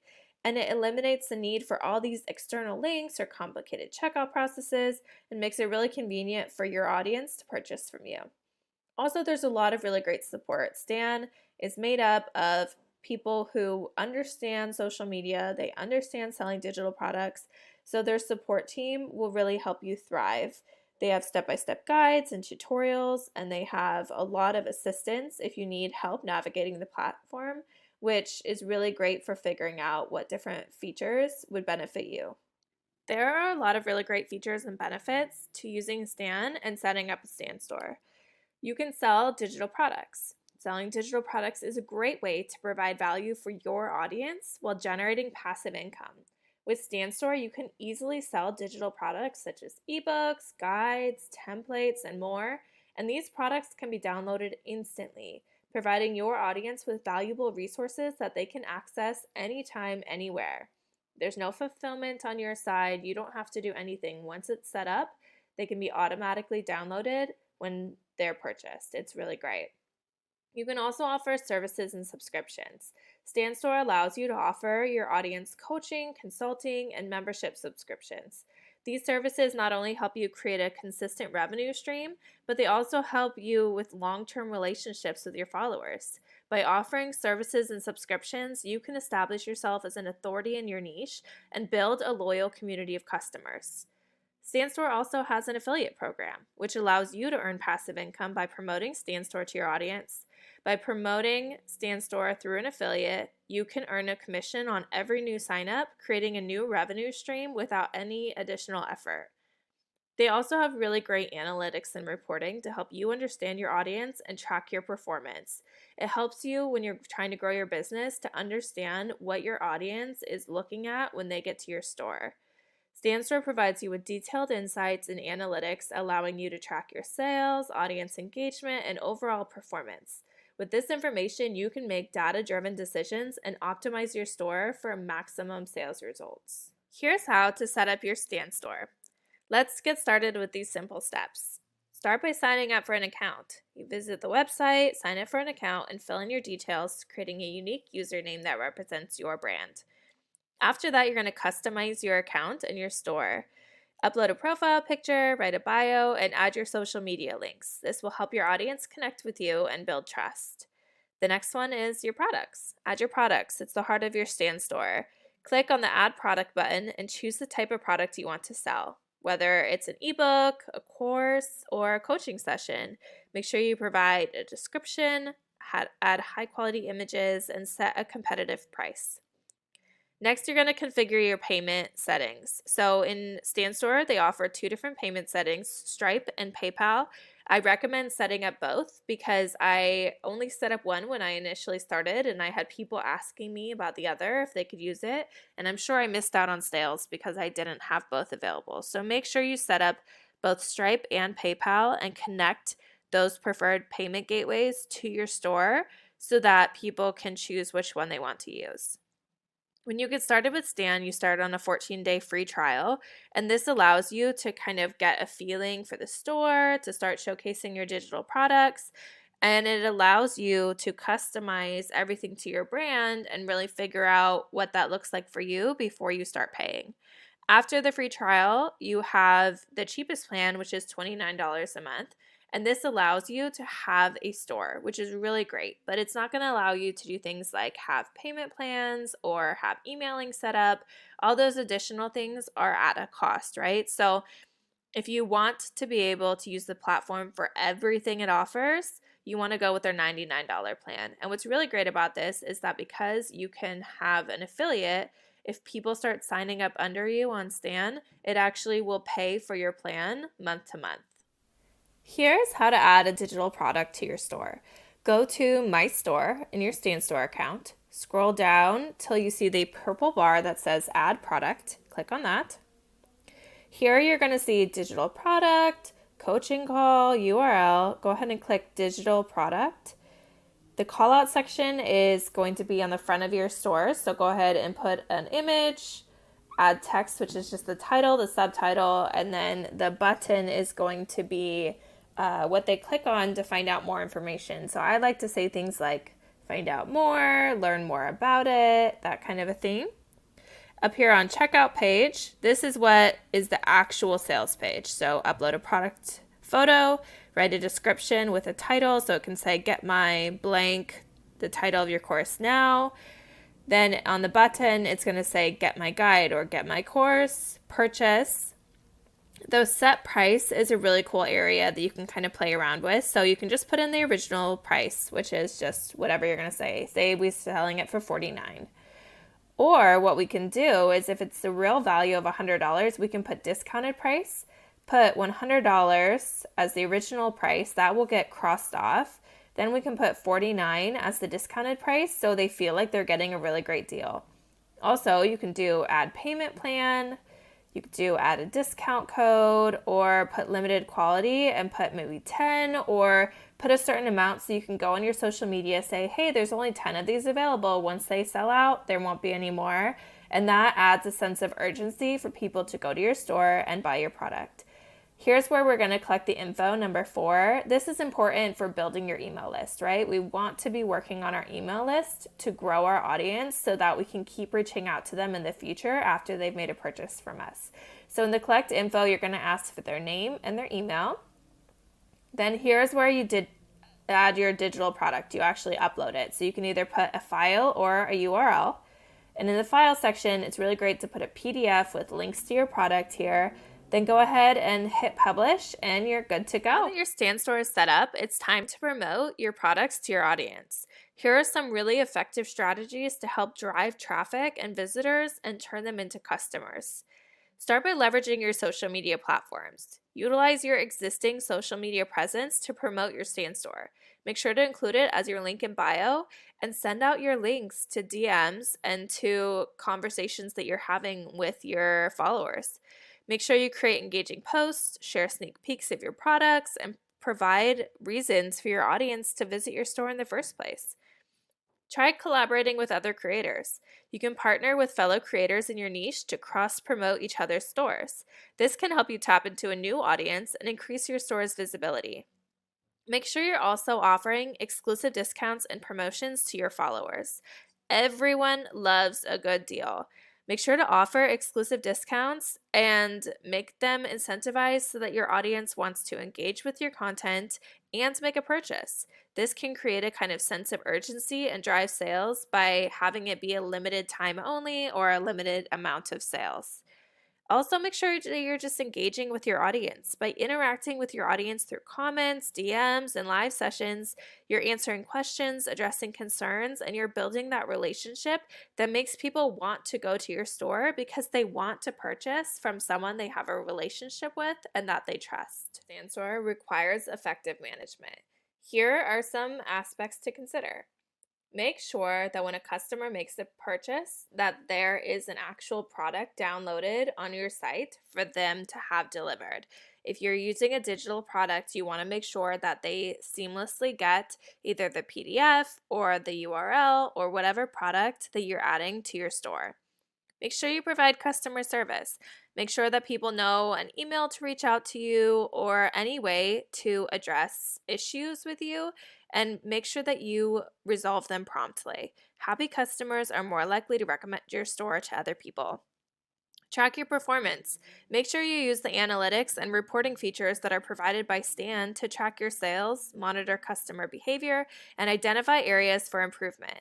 This data will help you make informed decisions to optimize your store's performance going forward. Make sure you're continuously improving by keeping an eye on market trends, gathering feedback from your customers, and adapting your store accordingly. Regularly update your product offerings and optimize your store's design to stay ahead of the competition. By following these steps, you'll be able to run a successful Stan Store and generate revenue from digital products and services. Being able to provide courses and memberships to your audience members is a great way to provide reoccurring income for yourself and support to your audience. Say you're selling a large digital product that has a high price ticket, and people might be nervous about investing that kind of money and what support they might get if they invest it with you. Well, you can offer a membership site where you offer support, answer Q&A questions, maybe do lives where people can hop on and ask you questions, and you can offer those services in addition when people purchase a high ticket item from you.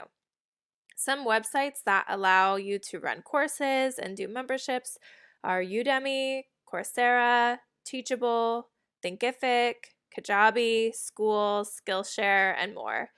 The reason that these sites are so great is because they allow you to organize and offer courses. They allow you to create content that then you create one time, like a digital product. You create a course one time and you can keep selling it over and over and over in your Stan Store, and it becomes passive income as time goes on because you're not actively having to promote every second of every day in order to get people to want to join your membership, to want to watch your courses. School is a really great site for memberships because you set your own price, you can add courses to it, and you can add your school listing or your Kajabi, whatever the URL is, to your Stan Store so people can find your courses, your memberships, and your digital products easily and all in one place. The legal side of things can be scary and overwhelming. And while this is not legal advice, I wanted to provide some information about the legal side of things so that you don't have to feel so overwhelmed getting into that side of the business when you get started. This part of setting up your business might feel foreign or even overwhelming to you, and that is okay. It's not really that complicated and nothing to stress out about. In fact, aside from adding your private label rights to your terms and conditions when you create a digital product, if you would like them to be PLR, you don't need to rush into completing the steps of creating an LLC and obtaining your EIN. And what does that even mean before launching your product? You'll have time and the ability to do this later on in the coming months after you've started to create an income online. When you create your terms and conditions, it's really great because Stan Store already kind of provides a template for you, and you can use that template and kind of add your own spin to it. Also, you can use AI. Put it in ChatGPT and tell ChatGPT what your business is about, what you're offering.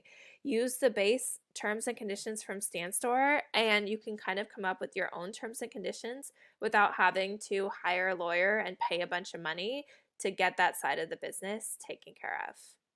As a limited liability company or an LLC. Start by choosing a name for your LLC. This can be your name, example, your first name, last name, Digital Products LLC, or the name of your Instagram handle or your store name, or just something that represents your brand. When you file your LLC, you want to do a Google search that says register LLC within your state, and then follow the prompts on the official site for registering your LLC. There are companies out there that will do this for you for a fee, so just go ahead and Google reputable LLC setup companies and make sure you do your own research to see which one you might want to use. Next, you're going to obtain an employer identification number or an EIN. Your EIN is a unique 9-digit number that's used for tax purposes. You can apply your EIN with the International Revenue Service, and it directly puts it on the IRS's website so they know who's doing business as your business name. This is important because when it comes to taxes, you want to separate your business taxes from your personal taxes. And the best way to do that is by having an LLC and having an EIN. You want to make sure that you comply with tax and regulatory requirements. You want to be familiar with federal, state, and local tax obligations for LLCs, including how you file your taxes, what sales taxes look like. Requirements will vary state by state, so do research on what it looks like in your state. You can hire a legal professional to do this for you, or you can do research online and do it yourself. There are a lot of companies out there that will help you set up an LLC, that will help you get an EIN, so you don't have to do it alone. This is really important because if for some reason there was ever a reason for someone to take legal action against you, maybe there's a copyright issue or something of that nature, they'll be suing your LLC and not you personally, which means that your house, your car, that all can't be held as collateral in a case where if you don't have an LLC set up and you're just doing business as you're really putting a lot of your own personal finances at risk as well. So you don't need to set up an LLC right away when you're just getting started, but it's definitely something to set up when your business gets rolling and you start making money online. When selling digital products online, it is so crucial to consider ethical implications and ensure you're operating responsibly and within the bounds of the law. Here are some key ethical considerations to keep in mind when you're selling digital products, courses, and memberships. Be transparent about what your product does, its limitations, and any potential risk or side effect. Avoid misleading marketing tactics or exaggerated claims. Don't say things like, I made such and such amount of money without having a legal disclaimer to back it up. Collect only the necessary user data and ensure it's handled securely and in accordance with applicable privacy laws. Be transparent about your data collection practices and obtain consent when it's required. Make sure you're only asking for people's names and emails and let them know that they're going to be joining an email list. Let them know that you're obtaining this information and make sure that you're not putting it anywhere where their information would be at risk. Provide adequate customer support networks and a clear refund policy, whether that's that you don't refund at all or what that looks like for people. Make sure you respond quickly to customer inquiries and complaints and don't let them fester and have issues with you that then they'll have to go and report. Make sure you're constantly checking your email and your Stan Store so that you can help people with anything that they're having a challenge with. Make sure that your digital products are accessible to all users, including those with disabilities. Design your products with accessibility standards in mind to make them usable by a diverse audience. And take measures to protect your users' data and ensure the security of your digital products. Implement appropriate security protocols and regularly update your systems to mitigate potential vulnerabilities.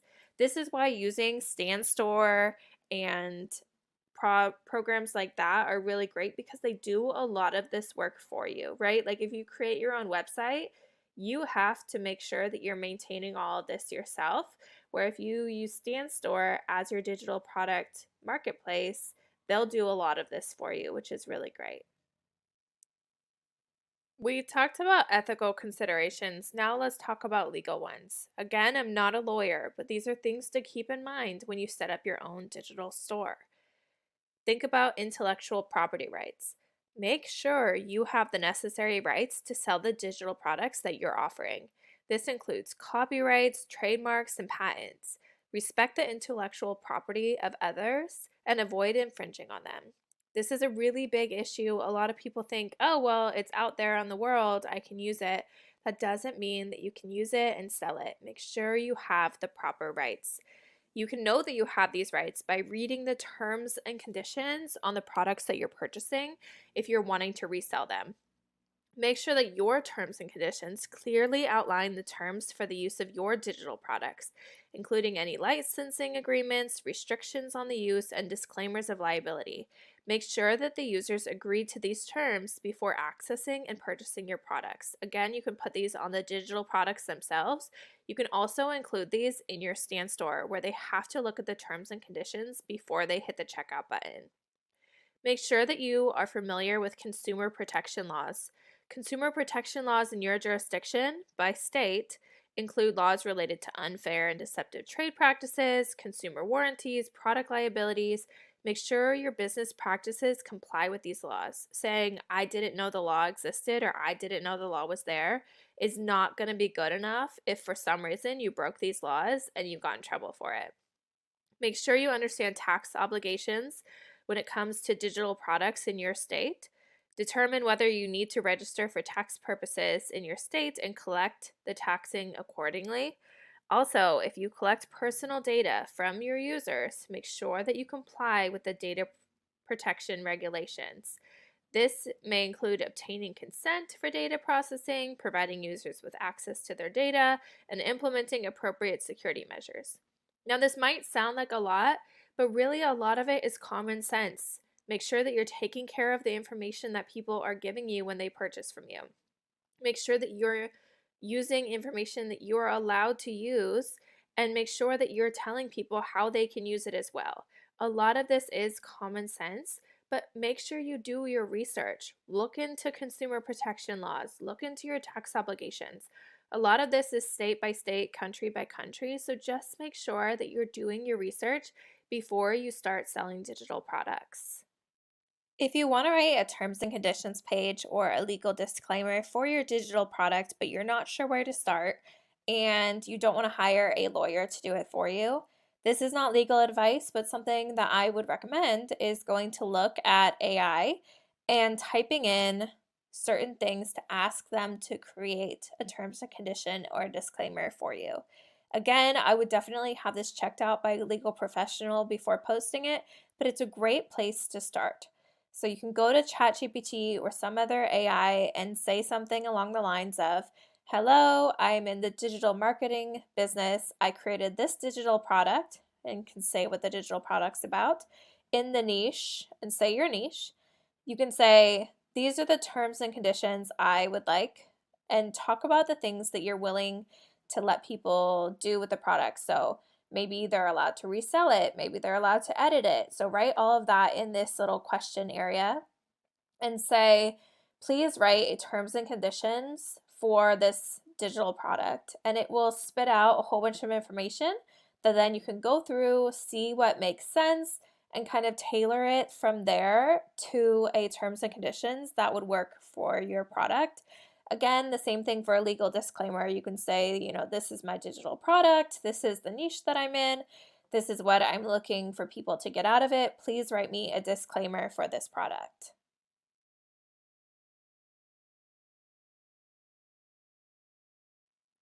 Okay, so you have your digital product or your course, you set up your stand store, you've reviewed ethical and legal considerations before you get started. What's next? Well, let's talk about creating your Instagram so you can start promoting your products. Instagram is not a required social media platform for your business, but I do recommend it as a great starting point. At some point along the way, you can also add TikTok, Pinterest, YouTube, or Facebook groups to direct more traffic to your digital products, but you don't need to rush and try to use all the platforms right away. When you try to get on too much at one time, it can be overwhelming and can cause you to quit before you even get started, which is the last thing that you want. By just focusing on one social media like Instagram, you really give yourself the chance to get to know your audience and just get your name out there and get the process started without feeling that burnout and overwhelm. Make sure that you create an Instagram account or use an existing one, depending on what works best for you, and make your account public so that other people can find you and your business and you have the chance to actually grow. Then make your account into a professional account. Instagram offers two types, a business and creator. I recommend going with creator because it offers more features. And before you get started, it's good to decide if you want to be a faceless account or a face forward account. So, a faceless account means you don't show your face, and that's a decision that you make, and all of your content sticks with that. Or if you decide you do want to show your face, you can use any combination of the two. Sometimes you show your face, sometimes it's faceless. But right now, there's this really big trend toward faceless content. And a lot of people are doing that, which means it's really successful and it's going really well for a lot of people, but it can get a little bit oversaturated. And I've seen quite a few accounts that have started showing their face because they thought maybe I'll start a faceless account, it'll be super successful really fast, I'll make a lot of money. And when that didn't happen, they decided, I want this to be my brand and I want people to be able to connect with me. So they started showing their face. Any combination of one or the other or both is not a problem. It's really about what is comfortable for you. And the reality is there's so many content companies out there that are creating videos for Instagrammers who don't want to show their face, who don't want to be constantly filming content. So you can go and get content at a content bank. So there's a lot out there. I would just Google Instagram reel content, and you can have all this content for your Instagram account to start really growing quickly. And all you have to do is post, and you can start talking about your products. It's really, really a great way to get people to your stand store and viewing your digital products. In order to get people to go from your Instagram to your stand store to make purchases, you want to make sure to include it as your link in bio. Let's talk about how to do this. First, go to your stand store on a mobile device. In the top right corner, it will say stan.store/ and then it will have the name of your store. If you click the two little rectangles next to that, it will say URL copied or copy URL. And then go to your Instagram account. You're going to go to edit profile, go down to where it says links, click on links and write add external link. When you do that, just press paste and it will paste the URL of your stand store into your Instagram so people can go directly there from your Instagram account and buy your digital products.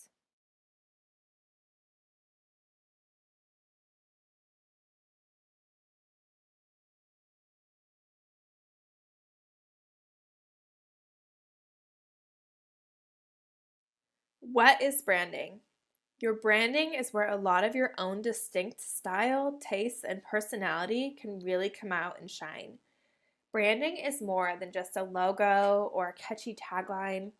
It's about the essence of your business and encapsulates the unique identity, values, and promise you offer to your audience.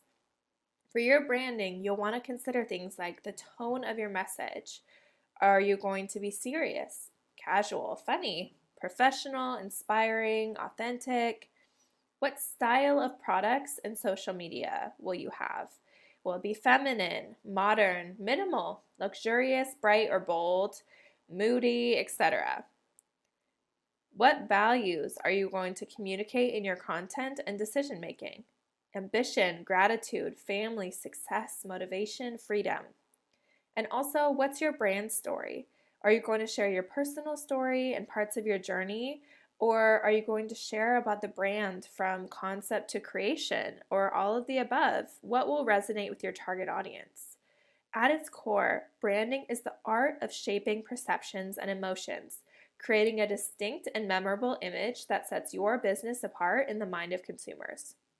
It's the cohesive narrative that runs throughout every interaction, from your website and social media presence to the products you create and the services you provide.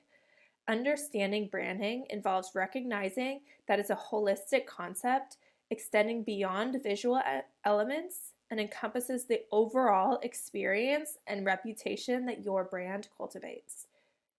Branding is extremely important when you're creating your own business. Just remember, first impressions matter. A strong brand is key to making a positive first impression. It communicates professionalism, trustworthiness, and reliability, and influences how potential customers perceive and interact with your business. It helps you build trust and credibility. Trust is the foundation of a successful business relationship. A well established brand builds credibility by consistently delivering on promises and fostering trust with customers. It helps you differentiate in a crowded market. In a really saturated digital market like Instagram or TikTok, branding is your competitive edge. It helps your business stand out amidst the noise, making it easier for people to buy and choose your products over other services. It also helps inspire loyalty and repeat business. A strong brand creates a connection with your audience, fostering loyalty that goes beyond just them purchasing something from you. Customers are more likely to return to a brand that they trust and feel emotionally connected to. That is why branding is so, so important. Branding can really impact the success of your business. If you have strong branding, there is perceived value. You can ask for premium pricing. A reputable brand allows you to ask for premium pricing for your products and services from your clients and customers. Customers are often willing to pay more for a brand that they perceive as offering higher quality or unique value. Think of brands like Louis Vuitton. Are their bags really that much better or higher value in actual product? No, but it's the branding, it's the brand that offers the value, right? People want to purchase a Louis Vuitton bag because of the brand, not necessarily because of the quality of the bag, even. So, if you have really strong branding for your digital marketing business and your online business, people are going to be willing to pay more money because they want to purchase from you and they want to purchase from your brand. This also impacts your brand when it comes to word of mouth marketing. A strong brand encourages positive word of mouth marketing because satisfied customers become brand ambassadors for you. They'll share their positive experiences and attract new customers through organic, genuine recommendations. Also, it offers your brand a sort of buffer of resilience in the times when things are tougher. During challenging times, a strong brand serves as a stabilizing force. Consumers are more likely to stand by a brand that they trust, even if something happens. So think about during like COVID-19 and how the world kind of shut down. Big name brands still thrived because people still wanted to purchase the products that they knew and trusted. And that is what we want. We want to establish a brand that can make it through hard times because no matter what, people want to keep purchasing from you and your brand because they trust you. The understanding and harnessing the power of branding is a strategic investment in the long-term success and sustainability of your digital business. It is the foundation which your relationships will be built with your clients and customers, and the reputation of your business will be formed. You can elevate your venture from a mere transaction to a meaningful and enduring connection with your audience, all by creating a strong and impactful brand. When you think of branding, the first thing that comes to mind might be how a brand looks, its logo and its colors and the fonts that they use. But identifying a brand's mission, vision, and values is crucial for standing out against the competition. At the heart of every successful brand lies a clear sense of purpose. Why are you doing what you're doing? Your mission, your vision, and your values serve as the guiding principles that shape your brand's identity and influence every single aspect of your business. Your mission statement articulates the fundamental purpose of your business. Why are you doing what you're doing? It answers the question, why does your business exist? It helps you come up with a direction, aligning you, and it resonates with your audience because they can get behind a mission that they also believe in and agree with. The vision paints a picture of the future that you aspire to create. It is a forward-looking idea that inspires you and your customers as well. A well-defined vision serves as a guide, and it helps you make strategic decisions and motivates you to keep going for the future that you envision for yourself, for your business, and for your customers. Your brand's values are the ethical and moral principles that underpin your business. These values shape your culture and how you engage with your customers and your community. Clearly defined values help build trust and authenticity. Understanding your audience is irreplaceable when it comes to branding because without an audience and a customer base, your brand will not last. In order to create a brand that resonates, it's important to conduct a thorough target audience analysis, which involves a couple of things. Start by identifying the key demographic information such as age, gender, location, and income of your potential customers. This data forms the foundation for the way that you tailor your messaging and all of your marketing strategies.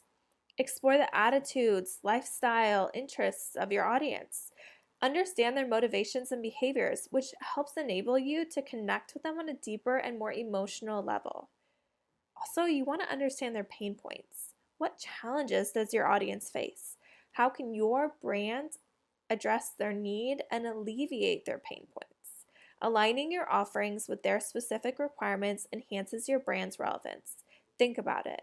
No one goes on social media to buy.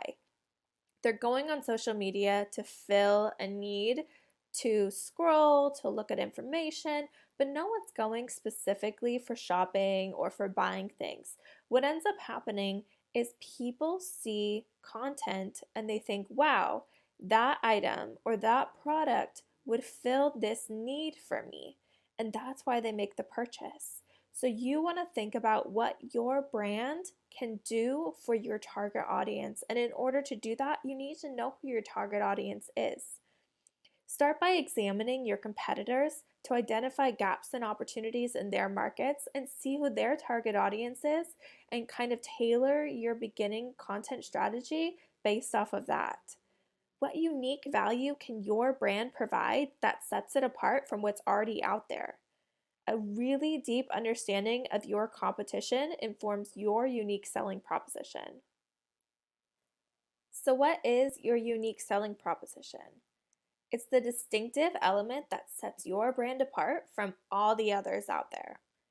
It's the answer to the question, why should customers choose your brand over its competition? In order to develop a compelling USP, it involves a couple of things. Start by identifying core strengths.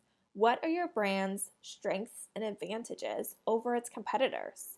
It could be a better product, better features, exceptional customer service, or a unique approach to solving a common problem.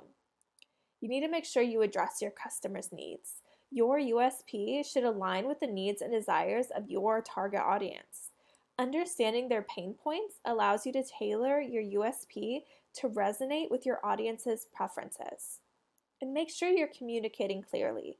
By articulating your unique selling proposition in a clear and concise manner, your audience should immediately understand what makes your brand special from the start. This clarity is essential for effective marketing and brand messaging. In essence, defining your brand involves creating a roadmap that aligns with your business, a purpose, resonates with your audience, and distinguishes your brand in a competitive landscape. When you are creating a brand, you want to think about what makes you special, what makes your brand special, and how are you going to make sure that your target audience knows that your brand is something that they need in their lives in order to solve all of their problems. When it comes to branding, it's important to do competitor analysis. It's good to know who your main competitors are in your market. What are their strengths and weaknesses, and how can you grow from these?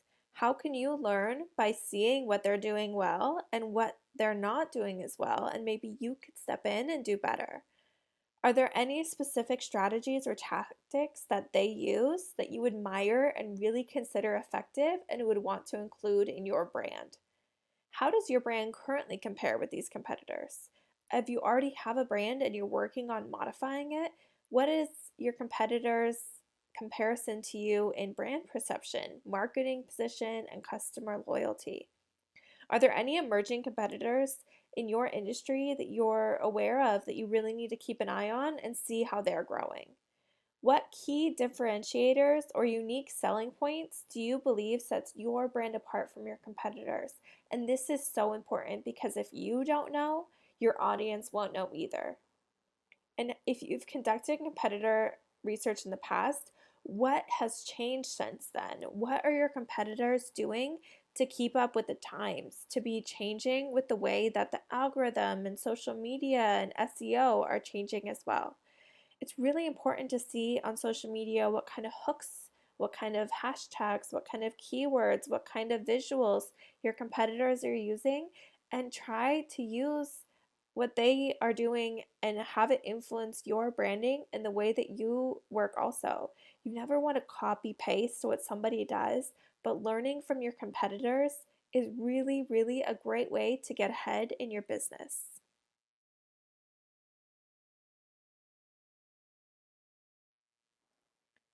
When it comes to naming your brand, you want to be thinking about what's going to be the clearest and easiest way to communicate what you're offering to your target audience.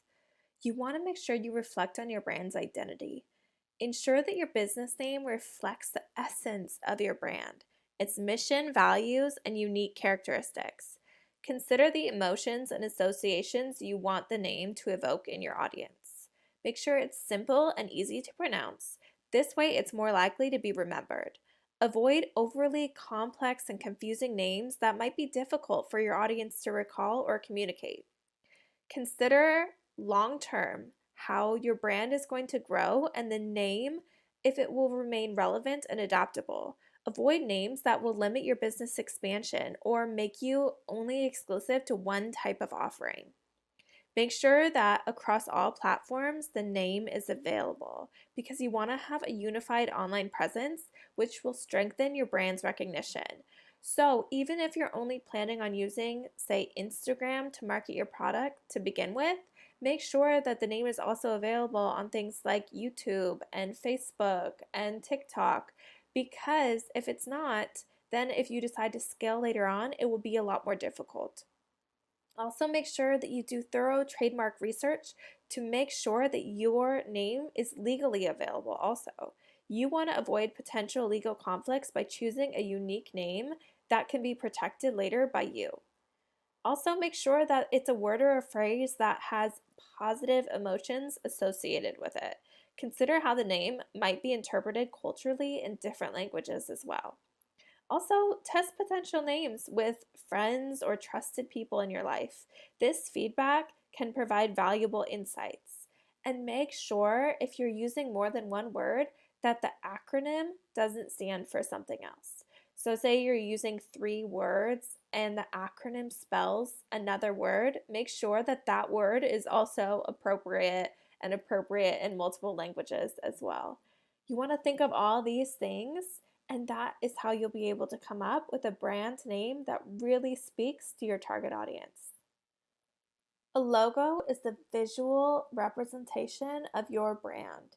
It represents the identity in a single powerful image of who you are and what your brand stands for. The significance of a well designed logo cannot be overstated, as it plays a crucial role in shaping perceptions and fostering brand recognition. Here's why a well designed logo is essential for your business.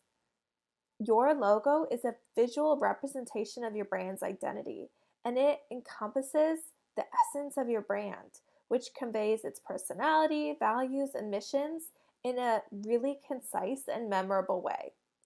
Think about some logos that you recognize of famous brands. Just seeing that little logo, even if it's something small, it inspires feelings about the brand and what they stand for and what you know about them. Logos do this. This is why they're so important. They help form first impressions. A professionally designed logo creates an immediate positive impact. And when I say professionally designed, I mean it looks professional. Doesn't have to be designed by a professional, you can make it. But if it looks professional and well designed and captures the attention of your audience, it will leave a lasting impression. Trust me. A distinctive logo will also enhance brand recognition. Think of iconic logos that you know. They're instantly recognizable, like the Nike swoosh or the golden arches of McDonald's. They are synonymous with the brands that they represent. You know what it is and what it represents just by seeing the logo. Also, a professional logo instills a sense of credibility and professionalism. It reflects the care and attention to detail you've invested in your brand. A versatile logo is adaptable across different mediums. So if you want to create courses and ebooks and all of this, people will recognize your logo and it will help it stand out. Whether it's on your website, social media, your products, it will maintain its impact and clarity across the board. It's also really competitive out there, guys, and a unique and well designed logo will set your brand apart from its competition. This helps to create a visual identity that customers can associate with your products and services. And remember, Logos are memorable. It will likely enhance your customers' ability to recall things about your brand if you make it memorable. Think of these questions. Are there specific logos from other companies that you admire and find visually appealing? What do you like about them? Think about how you could use that and impact your brand's logo. What's the core message or story that you want your logo to convey? Do you have any specific imagery or symbolism that you'd like to include in the logo that maybe is important to you? Are there any color preferences for the logo and the overall branding?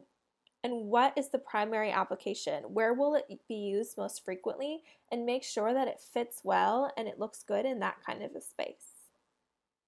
Brand identity. Whew, this is a big one. Creating strong brand identity involves visual elements and maintaining consistency across platforms.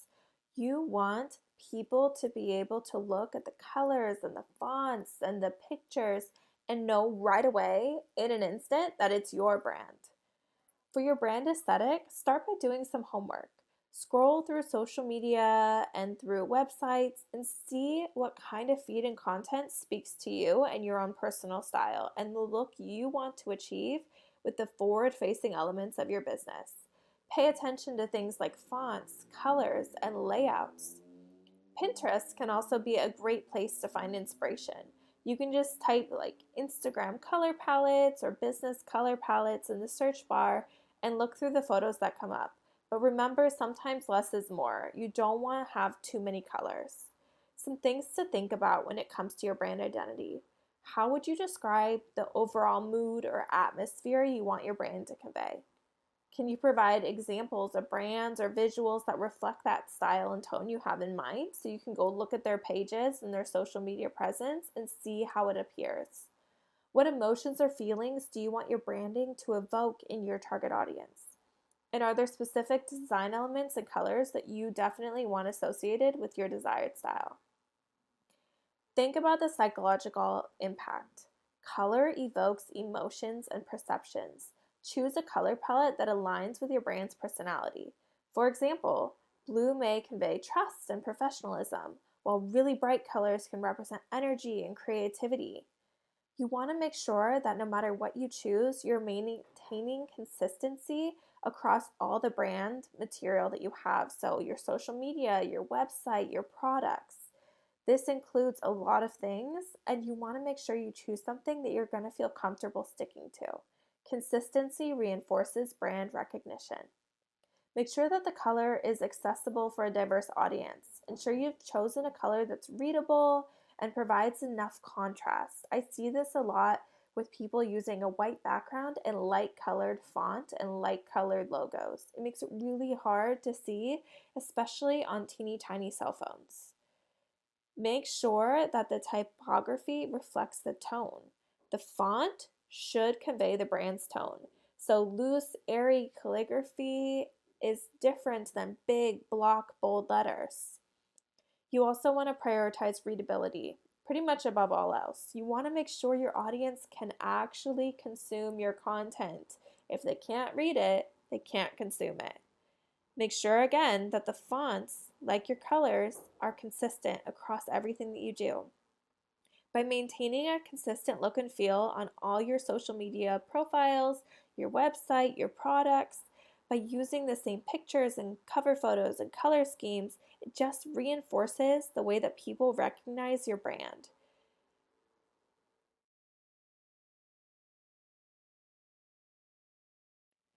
When you want to create content to get your brand out there, you want to think about choosing the right social media platforms to be on. Start by really thinking about your target audience, their demographics, interests, and online behaviors. Make sure you choose social media platforms where your audience is active.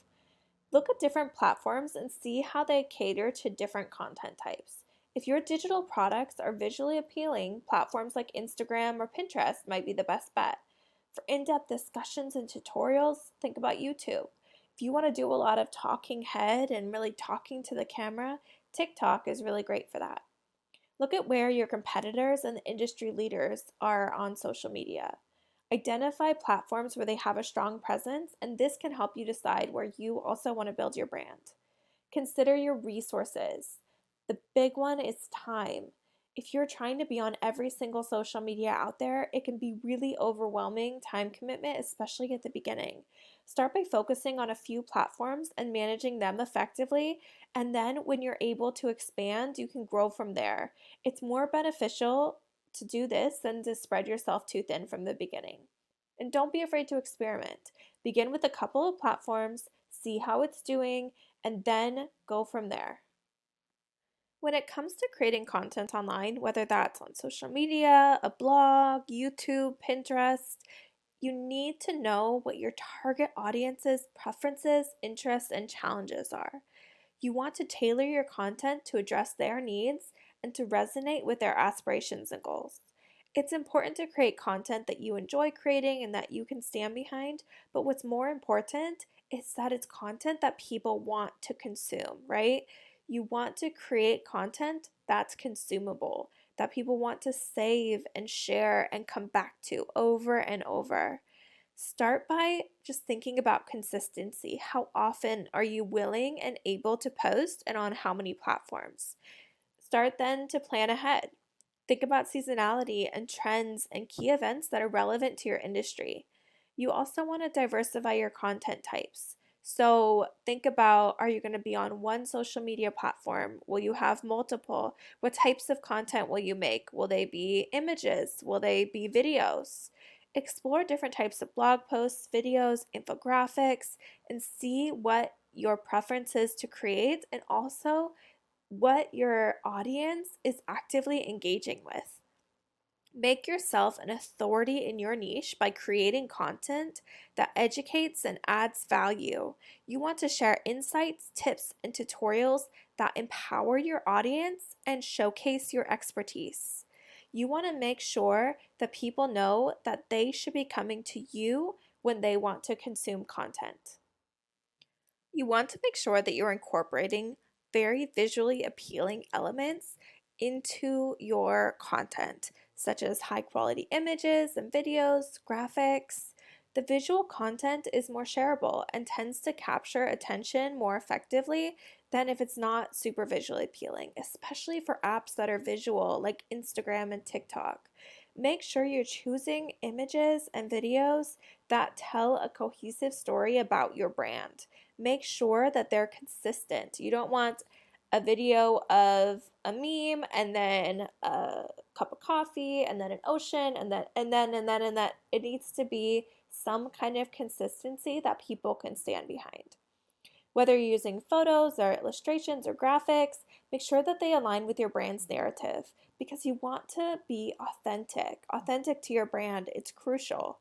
Use genuine and original visuals that resonate with your audience. It's okay to use stock photos and stock videos, but make sure to personalize them with font and colors that align with your brand.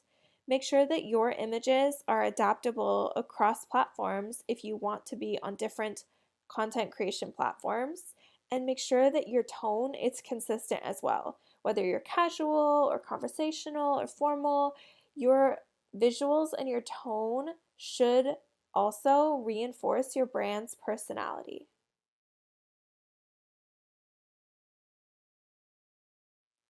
Okay, so you've got your brand name, your logo, your colors, your tone of voice and your mission and your reason why you're doing what you're doing. You started creating content. Now what? Well, the most important thing moving forward outside of just consistency with your brand is going to be how you engage with your audience. You want to encourage your audience to interact with you so you can learn from them and them from you. Encourage interaction by responding to comments, asking questions, and seeking feedback. Engaging with your audience builds a sense of community around your brand. People want to feel important. That's why when someone comments and you respond, it feels so good to them because they feel important getting a response from you. So make sure your responses are timely. Timeliness is crucial when responding to comments and messages because it demonstrates that you value your audience's time and you prioritize their concerns. Make sure your responses are personalized. Use your customer's name and reference specific details from their comments and message in order to enhance the connection between your brand and this actual individual customer so they know that they're important by themselves. Make sure that you respond to positive comments with gratitude. Say thank you. Acknowledge the customer's appreciation and express your excitement that they enjoyed your digital products and your content. This reinforces positive interaction and encourages repeat business and repeat engagement. Also, make sure you address negative feedback. Make sure that you address it empathetically. Make sure you address the issue and apologize when necessary. Demonstrate your commitment to your customer satisfaction. And always make sure to encourage further engagement. When responding to comments and messages, always invite them to engage further. Ask questions, seek additional feedback. This transforms a one-time interaction into an ongoing conversation, which will help build your customer base and your brand. Outside of just typical engagement and commenting and messaging with people, the way that you're going to build trust with your customers is customer feedback. Positive reviews and testimonials build credibility. This ensures potential customers that your digital products and your content creation is a valuable resource and you're reliable. Feedback provides valuable insights into the needs, preferences, and pain points of your audience. Use the information from the feedback to refine your products, enhance your users' experience, and align your brand with your customers' actual expectations, not just what you think that they expect. View feedback as a continuous improvement tool. Regularly analyze feedback to identify patterns and trends, and that way you can change your products and brand to keep up with those trends. When customers feel heard and seen, this impacts their feedback and it fosters a sense of loyalty when you show this to others. Acknowledge and appreciate their input and turn them into advocates who are going to promote your brand to other people. Make sure that you're addressing and resolving customer feedback in a public platform. This showcases your commitment as a brand to your customer satisfaction, and there is nothing that customers want more than to leave satisfied.